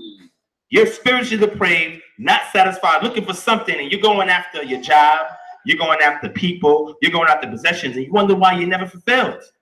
Because you're not going back to the one who is supplying your soul with what it needs. Right. And nothing that you can get in this world can repair that. That's right. That's right. Come on. That's deep. They're missing that. Come on. Let's go to verse 15. Come on, verse 15. Who can redeem it? But Elohim will redeem your soul from where? From the power of the grave. Even though you may die in your wickedness, because your flesh is corrupt, but you've done your best to hold on to Yah. Who's going to be able to redeem you from the grave? Elohim. And he will what? Not just redeem you, but what else? He will receive. He will receive. He shall receive. He shall receive. You know who understood this? Let's go to Job chapter 19, verse 15. It's deep. It's heavy. I know been a long week. I know some of us is tired in here. It's all Take right. the most out of it. This is being recorded. You can go back to watch. Come on. Nuggets for everybody. Okay, Frank, verse 25. Wait, Job 19, verse 25. All right, 25. This is important. For I know. But wait, no, I assume. For I know. I think. I know. I was told. I know. I know what? That my Redeemer That my Redeemer liveth. Go ahead, and Frank. that he shall stand at the latter day upon the earth. What else? Verse 26. And though after my skin, Wait, after my skin, worms destroy this body, go ahead. yet in my flesh, shall I see Elohim, Keep going. Verse 27. whom I shall see for myself. Oh, no, I will see through the eyes of somebody else. For I'm myself. going to hear this thing somewhere else. For myself. What? And mine eyes shall behold. Not another. Wait, go ahead. Though my reins be consumed within me. Even though my heart may fail me sometimes, if I have that hope that Yah will redeem this corrupted flesh in order to take back his prized possession, I know even if I die, he will still do it. Come on. It may not happen in my life. I may not get everything that I need, Frank, right. but I know at least if this body goes to the grave, he's going to take this soul as long as I strive to stay righteous. It's about the ways of Yah, not his acts. See this? Gotta know who hands you in. Gotta know who that good neighbor is. You don't know this. But let me show you this, Frank. All right. Sure. Israel is spiritually depraved. They've been prostituting and hoarding themselves. Well. They're dead. Well. Let me say it again. They're dead. But when we go to Psalm 42 and verse 2, how can these dead people serve a... Psalm 42 verse 2. Psalm 42 verse 2. My soul. Wait, my flesh. My soul. My possession. My soul. My nefesh. My soul. My soul what? Thirsted. Thirst after Elohim. For the living Elohim. For the living. No. Just Elohim. For the living Elohim. He could be a dead ancestor. The living Elohim. The living Elohim. When shall I come? When shall I come? And appear before Elohim. And appear before him where I will be able to meet him. He said, my soul thirsts after him. How many of your souls are panting for the Most High Yah in a relationship with him? A lot of us, Frank. But we're getting there, Frank. We're getting there. So only a living power can raise a dead people. An idol can't do it, Frank. Your house can't do it. Your job can't do it. Your car can't do it. Your money can't do it. Your title can't do it. These things are dead. They're not alive. Only a living God can raise a dead people. So if the nations have killed the spirituality of Israel, how can you expect the nation to revitalize that same spirituality? It's not going to happen. We dealt with all types of religions, and these things are not revitalizing us, right? False customs and traditions and ways of men, not of Yah. And we wonder why we still feel empty. Okay. So once we understand that, what happens in Leviticus chapter 25, verse 23? So a man becomes poor and he sells off a part of himself. Right. That's right. So you become to a state where you're spiritually poor because you're not reading your word. You're not acting out your word. You're not helping others according to the word. You're not doing these things. So you're spiritually becoming dead. You're dying. You're decaying. You're corrupting. Are you listening? So now you're in a dead state. So now sometimes you're going to have to sell yourself. Because now when somebody offers you something, you're willing to sell your soul for it. Even though your soul ain't yours. We're gonna watch this. You know what, Frank? Let me read this. No, let me ask Frank. Frank, yes, what is larceny? Let Brian. Give Brian. Brian does criminal law. Come on, Brian. You want Frank? Okay, let Frank break it down. I'm back in the criminal game. There you go. Let's go. Larceny, Frank. Listen, family. This is important. Larceny is the general title for all theft crimes. Larceny specifically is when you take or wait. Listen to this. Get specific now, friend. Larceny is when you do what? When you take or receive property that you know does not belong to you. Wait. Say it again, Frank. When you take or receive property that you know does not belong to you. And you keep it for the purpose of converting the ownership interest from the other person to yours. But it's not yours. They missed that, Frank. See, when you saw the class, when you go back and look at Leviticus chapter 25, no new thing under no new thing under the sun. So now we see a situation where your soul ain't yours, the body's on loan to you, and you taking this thing that ain't yours, and you doing what? You're holding on to it. Holding on to it. To divest. Or divest. The person who owns which is Yah. You're taking taking his ownership and converting it into your ownership to do what you want. And it's not yours. But you think you're going to get away with this crime. It's only but so long that the wicked are going to prosper. But it's going to become a judgment time where you're going to get arrested and they're going to find out that you and somebody else's property. Hold on, this ain't yours. Wait, hold on, is that property is not yours? You're going to be brought before a judge. That's right. You're going to be tried and convicted, and you're going to be imprisoned. Is that a felony, Frank? It could be. It could be, depending on the person. And if we talking about a soul is invaluable. In Georgia, if it's more than 300, if the property is worth more than 300. How much is your soul worth? Hold on. How much is your soul worth? Some people be selling it low. Hey, you can take me for anything, whatever you want. Yeah, read it, Frank. If the property is under what? Say what now? You said the property value is under what? In Georgia. In Georgia. 300. If it's worth $300 or more, that is a felony. If it's worth $300 or more, it's a felony. Imagine taking somebody else's possession that's worth over $300, claiming it is yours, so you can divert the interest that person gets on that property and take it for yourself to do whatever you want with it. You go before the judge. Felony carries up to what penalty? How many years in prison? The very minimum to the max. From 1 year to maybe 5 to 10 years in prison. 5 to 10 years in prison to value the property. So now Israel has done that very thing. They have sold their soul to somebody who is not the owner of it. Okay. Let me see if they get in the Torah part and what we're saying. Okay. Israel has sold their soul and their body and their time, attention, energy, and efforts to an owner that is not theirs. The owner, whoever that other owner is that you're giving it away to, is not the ones that initiated, created, or sustaining that value. Therefore, they're not going to value it like the owner will.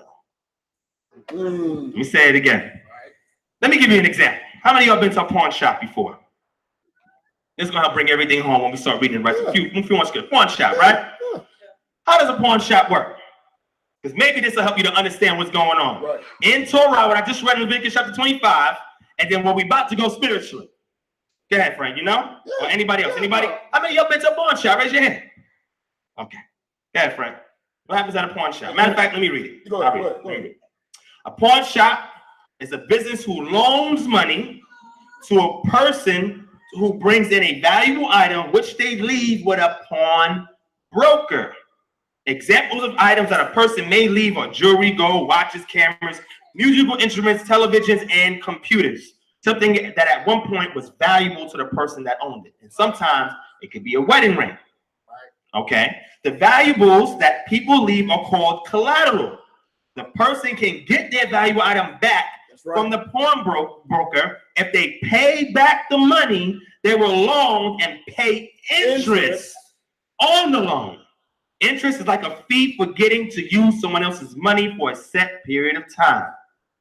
If the person who has borrowed money from the pawnbroker does not repay the loan and interest within the agreed upon time limit, the pawnbroker can sell the valuable item to another customer to get back the money that they loaned.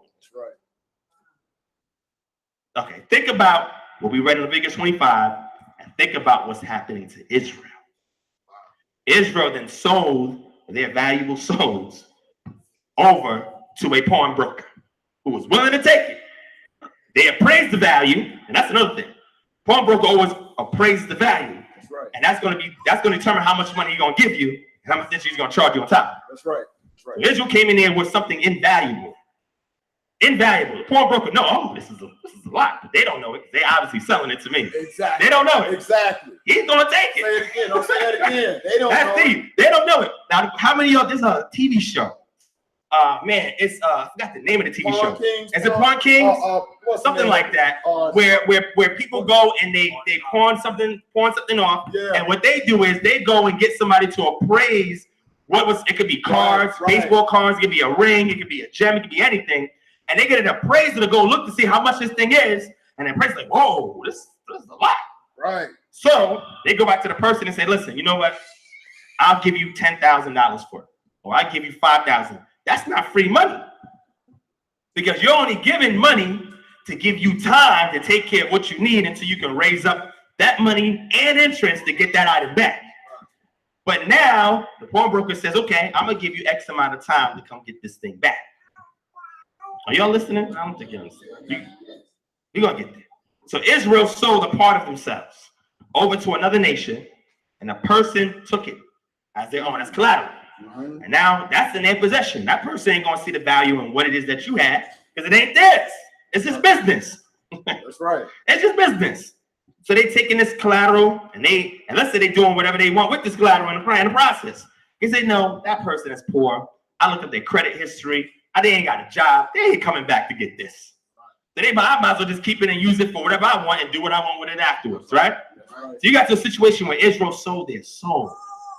Come on. They sold their soul to a pawnbroker. And the price wasn't cheap. Pawnbroker said, wow, this is nice that you got here. In return, let me give you a little bit of fun. There you go. A little bit of fun. I'm going to hold on to your soul. That's you all right with that, right? Hold on to your soul. You got to have a little bit of fun. So now we have a situation where after they sold it, that person cannot afford to get it back. Because you realize, damn, I just gave my wedding ring. I can't even get it back. I ain't got a job. And you got a spirit of time to go back and claim it. And it's inching towards that time. And now you're in a situation where you're getting desperate. Ain't missing this. Let me go back real quick, because we got a few more scriptures and we done. You're getting desperate. Leviticus 25, it's desperate, right? Desperation. That's what happened in the book of Judges, since we're talking about Ruth.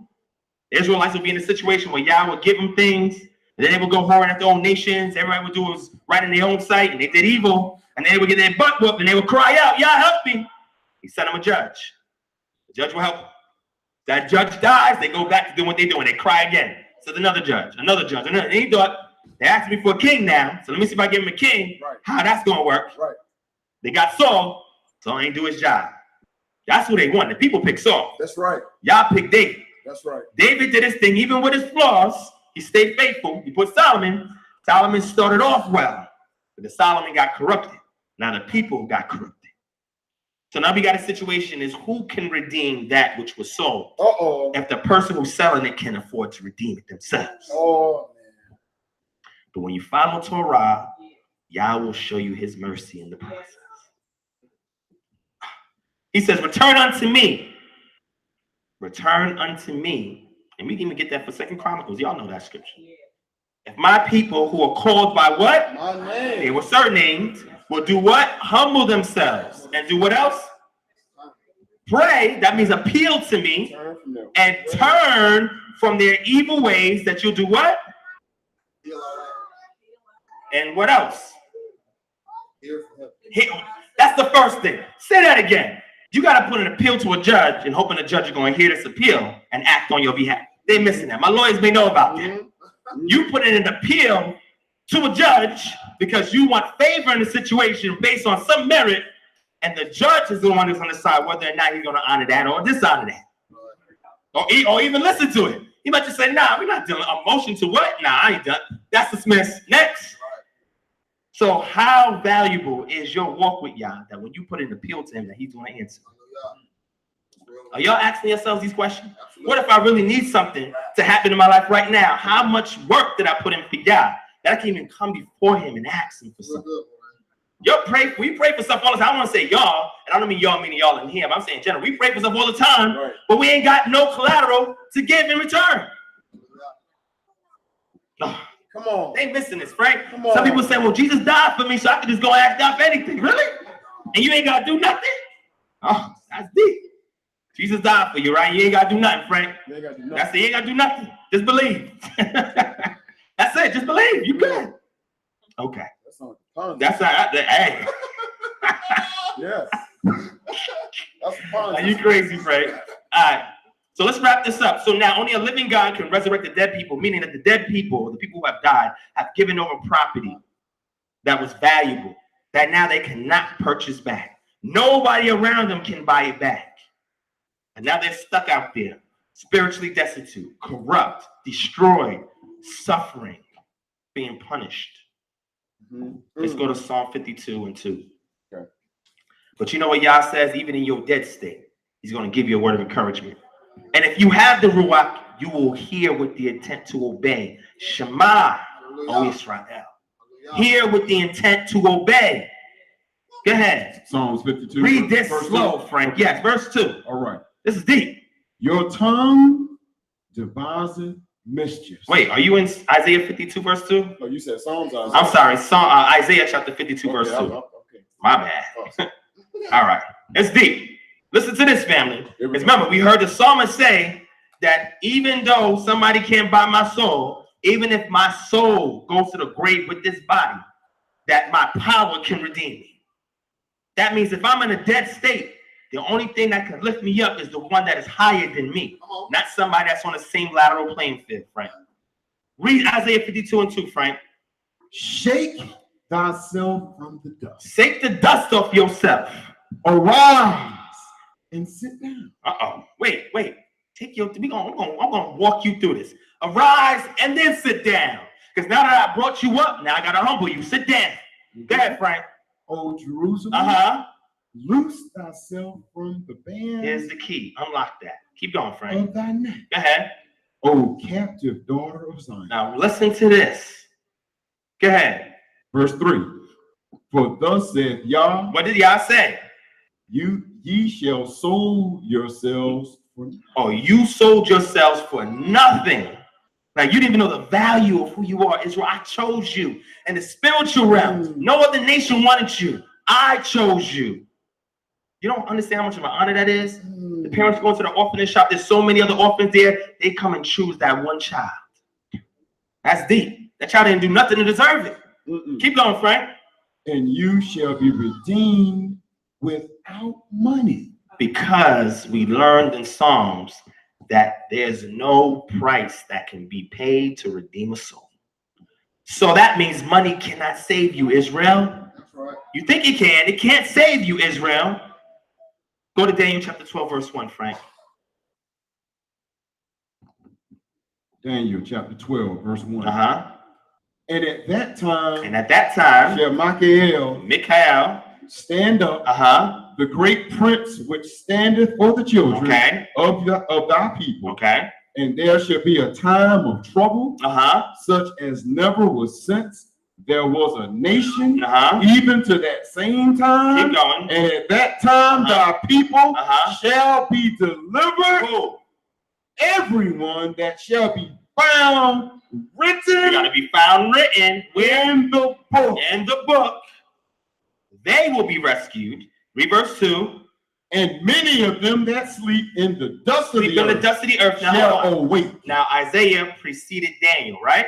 That's right. So Isaiah says, shake the dust from off you, O captive, loose the chains around your neck. You were sold for nothing, but you were redeemed without money. The psalmist, who also precedes the book of Daniel, says that nobody with any amount of wealth can redeem a soul, for that cost is priceless. This is the psalmist saying this before Isaiah came on the scene. Right. And the psalmist also said that even though I may go to the grave, you shall redeem me. Job, before Isaiah came, Job also said, I know that my Redeemer lives. My Redeemer lives. Sometimes the Most High, when you're in a trying situation, he has to show up and he has to explain to you perspective. Come on. We miss that. When we learn perspective, we get back in our rightful place, and then he can restore that which is lost.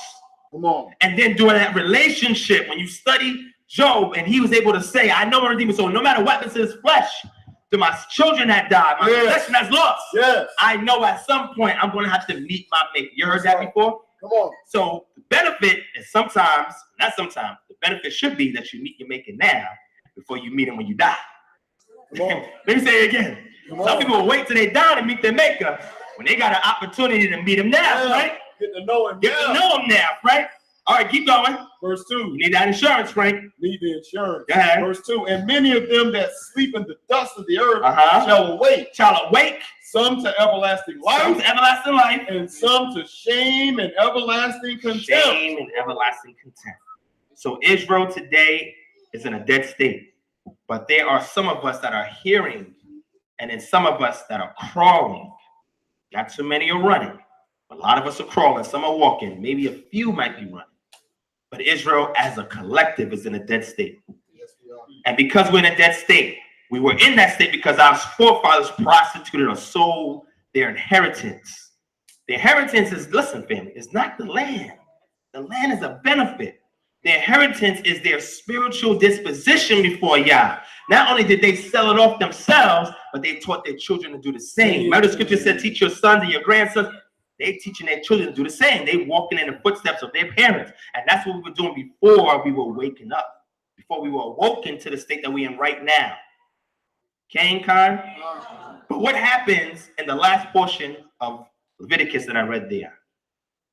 What happens when you get to a situation where the property is sold and there's no one that can redeem it? No kinsman around you that can redeem what you sold, because what you sold was so costly they can't even afford to buy it. The person that is holding it, they hold it for a specified period of time. You may think you get enough money to get it, but you realize even the money I make is still not enough because the interest is there. Now we get to a situation where there's only one option, Frank. That's right. One option. So what? It can return to the state, but at this state, it's not in the hands of the state yet. But what's the last thing that we read? If all else fails, they missing this, Frank. And see, you paid attention. If all else fails, Frank, you can get your soul out of a depraved state. That's right. What needs to happen, Frank? Somebody read Leviticus chapter 25, verse 28. Let's read this one more time, and we're going to end off with this last scripture. Read that, Frank. That's what we get to. Leviticus chapter 25, verse 28. It says what? But if he be not able to restore it to him, then that which is sold shall remain in the hand of him that hath bought it until the year of Jubilee, Yobel, and in the Jubilee it shall go out, and he shall return into his possession. This is the thing that we have missed, Israel. Is the Jubilee is only going to apply to you if all parties are keeping Torah. If the spiritual law is being kept, you can be taken back. Whatever was lost can be taken back, provided you are faithful to him who is the original owner and you confess your act of larceny. They missed that. Come on. Because sometimes you can cop a plea and get less of time. Right. That's right. A lot of us have too much pride. We ain't copping no plea. No, that's really mine. I'm going to prove it's mine, and you know it ain't yours. So you over here, stiff-necked, hard-headed, ego on high. And you're not admitting that you've taken something that wasn't even yours because you've had it for so long you thought it was yours. They missed that. Friend. Oh, come on now. You've taken something that wasn't yours, and because you've had it for so long, you think it was really yours in the beginning. You start making up excuses on how you actually bought it. Sometimes you may lend somebody so they're supposed to give it back to you. That's right. They don't give it back to you for so long, you start to think, well, maybe that is their car. And man, I guess it's not my car because they had it for so long. They've been identifying with the thing that they sold that was not theirs. And you've had it for so long, you're thinking it's so much of yours that you're not even coming to the point of confessing the truth or the reality of the situation. But because Yah is faithful, he's faithful to the point that if the remnant at least are to listen and hear and restore themselves back to life by keeping my statutes, my laws, and my commandments, I'm going to send prophets to go and proclaim in Isaiah 61:1.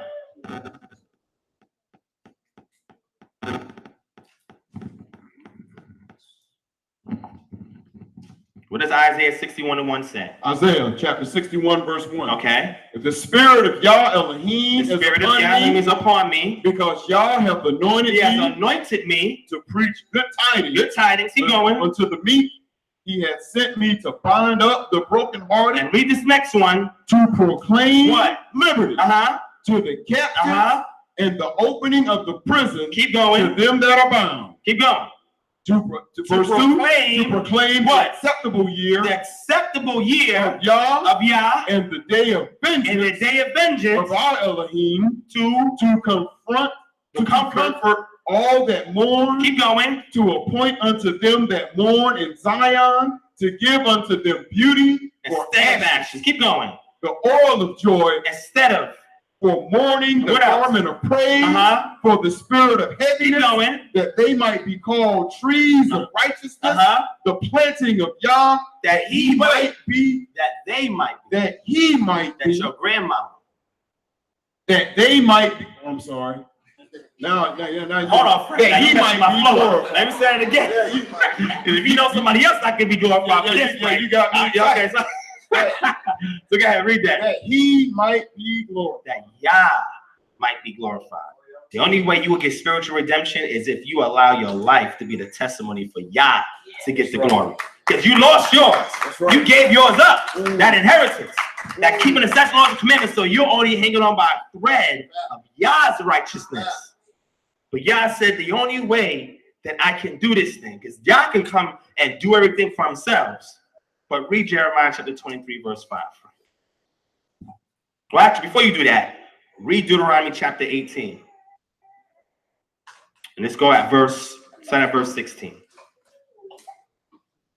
Deuteronomy chapter 18, verse 16. According to all that thou desirest of Yah thy Elohim in Whoredom, in the day of the assembly, saying, let me not hear again the voice of Yah Elohim, neither let me see this great fire anymore, that I die not. Verse 17.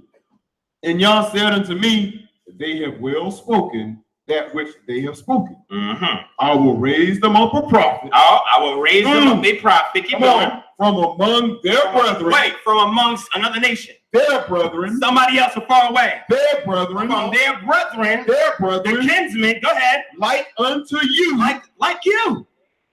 Like you, Frank. Like you. You're going to look your complexion, your beard. Go ahead, Frank. Yes. And will put my words. Wait, put my words in his mouth. In his mouth. And he shall speak unto them all that I shall command him. Okay. Keep going. And it shall come to pass. What? That whosoever will not hearken unto my words, which he shall speak, in my name, I will require it of him. What? But the prophet which shall presume to speak a word in my name, which I have not commanded him to speak, or that shall speak in the name of other mighty ones, even that prophet shall die. So we're going to have a prophet that's raised among the brethren that's going to give you the instructions that you need in order for that soul to be redeemed. But that may not be enough for Israel. So we go to Jeremiah chapter 23, verse 5, Frank. Let's read that. Jeremiah 23 and 5. 23, verse 5. Go ahead. Behold, the days come. Days coming.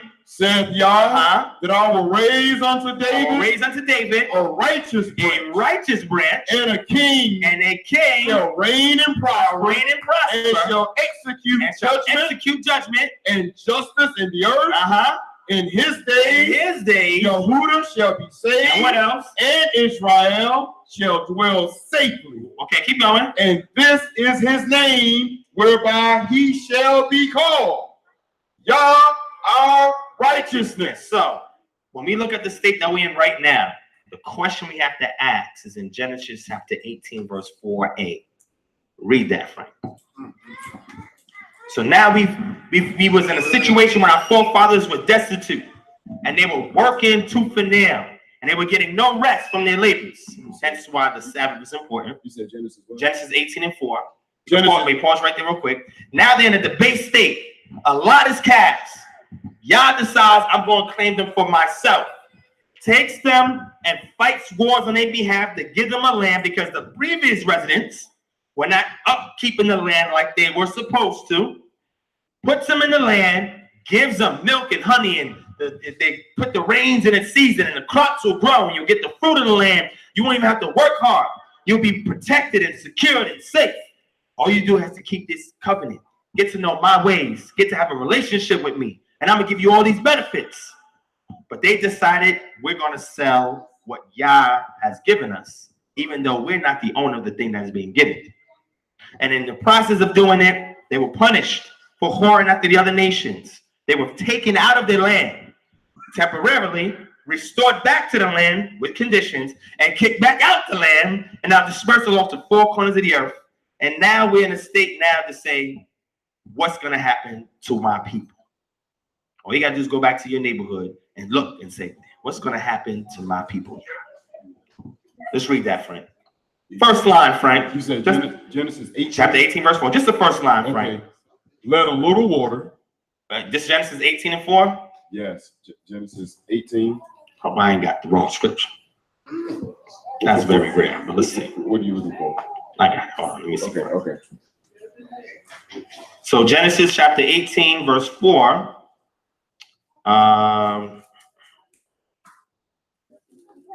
No, that is the wrong verse. Let's jump down to Genesis chapter 18, verse 14. That was a typo on mine. That's fine. Let's just read the first line, Frank. Here we go. This is the first line, Yeah, Frank. yeah. After, stop by the question mark. All right, will do. Is anything? Wait, slow down. It's something. Anything? A few things. Anything? Limited things. Anything? Is anything what? Too hard for y'all? We tell y'all all the time how big this problem is, but we never tell that problem how big y'all is. We always do that. I know a lot of times you going through situations, yeah, you don't see this mountain what I'm carrying. Y'all says you don't even see how great I am. You missed that, Frank.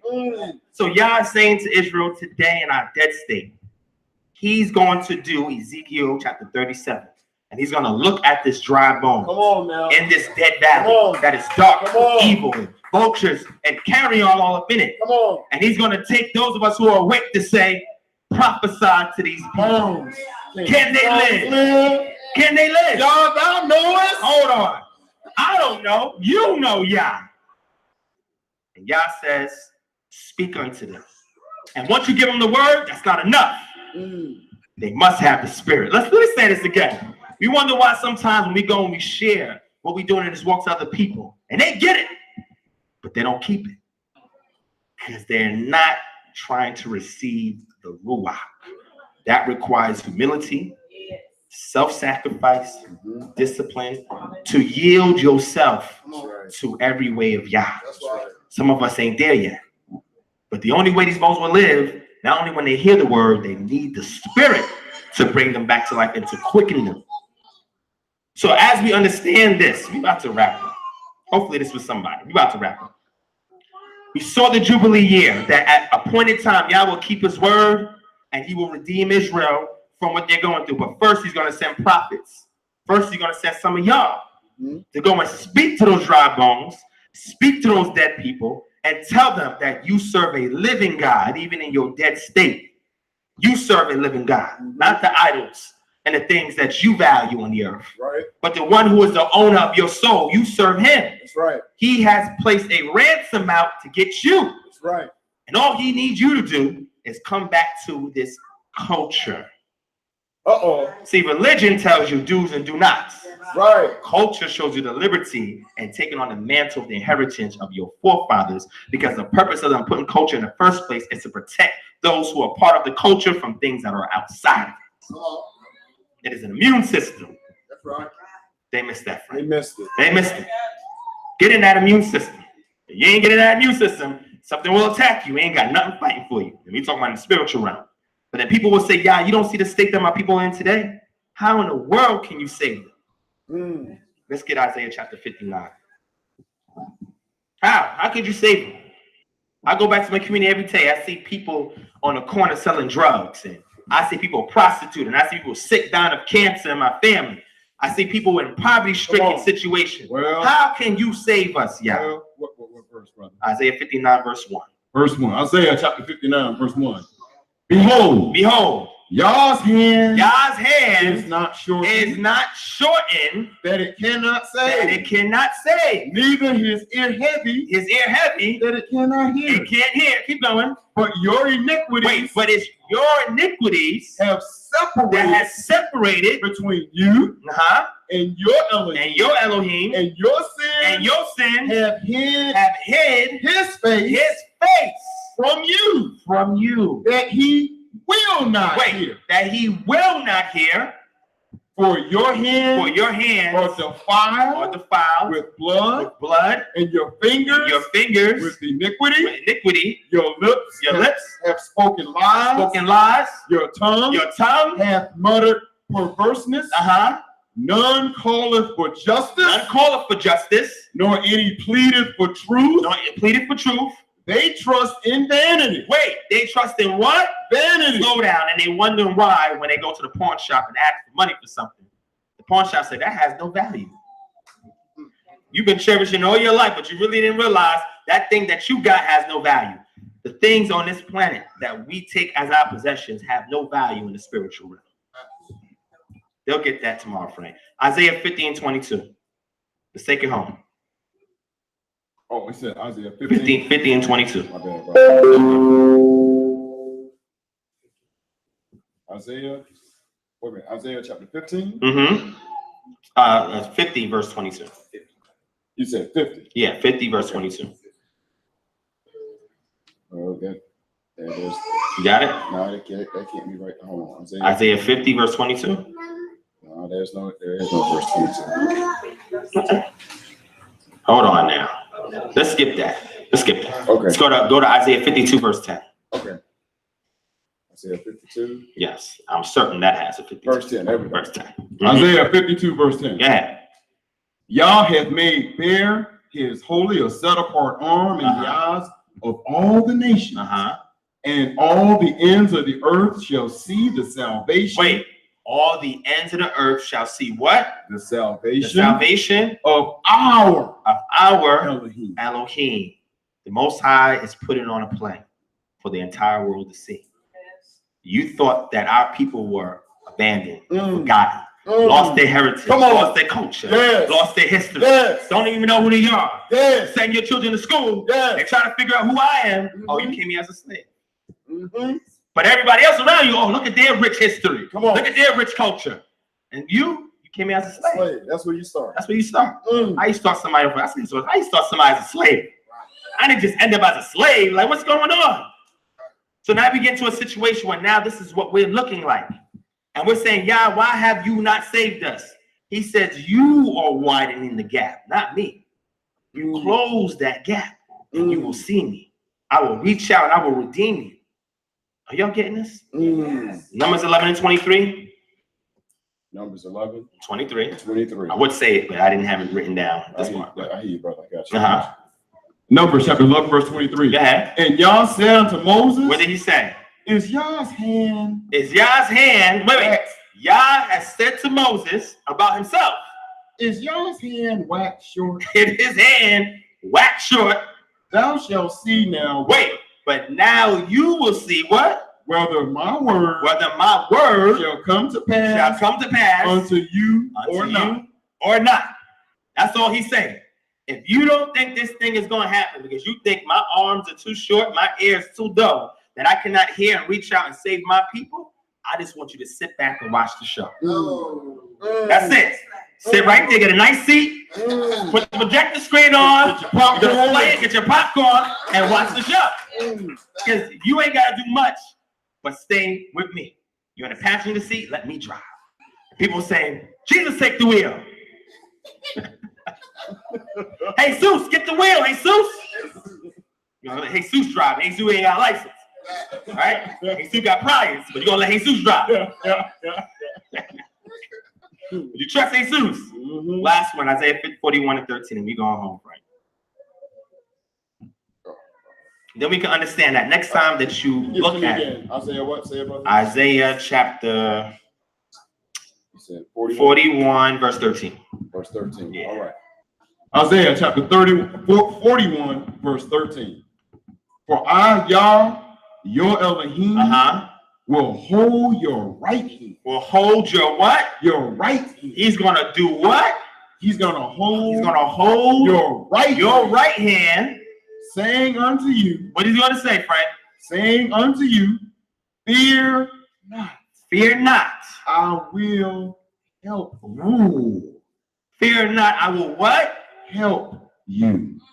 Are you in good hands? Come on, Who man. has you? Who got you by your right hand, which represents your power, your authority, your strength? That's right. Who got your hand? They missing this. You ever see? How many of y'all will let your child walk across the street by themselves and they're 2, 3, 4 years old? Let me know. Who trusts their child that much to do that? Raise your hand. I want to see your hand right now. Don't do it. Don't do it. Don't do it. Because then we're gonna test it. No, I ain't gonna do that. That's crazy. But everybody know you're not gonna let your child go out there, no matter how disobedient. Now listen to this, Frank. Get them babies. Let me listen. Your child could be disobedient. You could have told your child 2 minutes ago. Didn't I tell you not to do so and so? You could have spanked your child. Right. And said, I told you not to do so and so. You could have grounded your child. You could have took things away from that young child, but the moment that child walks in the street, all of that is forgotten, Frank. That's right. And what are you gonna do as a parent? You're gonna run. You're gonna run. Wait, you're gonna take your time, Frank. You're gonna You're gonna run and do what? Grab their hand and pull their behind back on safe ground. That is how Yah deals with us. When he said he's grabbing your right hand, you've done all types of foolery, all types of damage, all types of sins and iniquity. You don't deserve anything. But because he has surnamed you, and he knows the nations is watching how he deals and how he treats his child. Because even though that parent might have disciplined that child, they're not going to let nobody say, I didn't try to save my child. Come on now. Come on. Somebody going to get that, right? So he has grabbed your hand by your right hand, and he's saying to you, I got you. I got you. I know it may be a long time. You may not see salvation coming, but I told you that there's going to be signs going on in the world. Come on now. The end has not yet come, but it's getting there. It's getting there. You're going to have nations going against nations, armies going against armies, famines, and all types of things in the land, but the end is not yet nigh. Because what I'm doing is I'm sifting the wheat from the what? Taking time. I got to see who's going to hold on when things get bad. Not when things get good, Frank, because anybody be your friend when things are good. Come on. I want to see if you're faithful when things are bad. And just like that child going across the street, the Most High says, I got you. So therefore, if Israel keeps his statutes, his laws, and his commandments, not only are you in good hands. Come on. Like a good neighbor, the Most High is It's there. there. And with that, I say shalom, peace, black time. Hallelujah.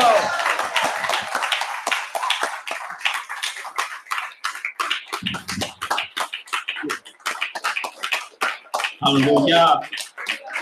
Hallelujah. Hallelujah. Hallelujah. We're going to close out. Let me get everybody to stand.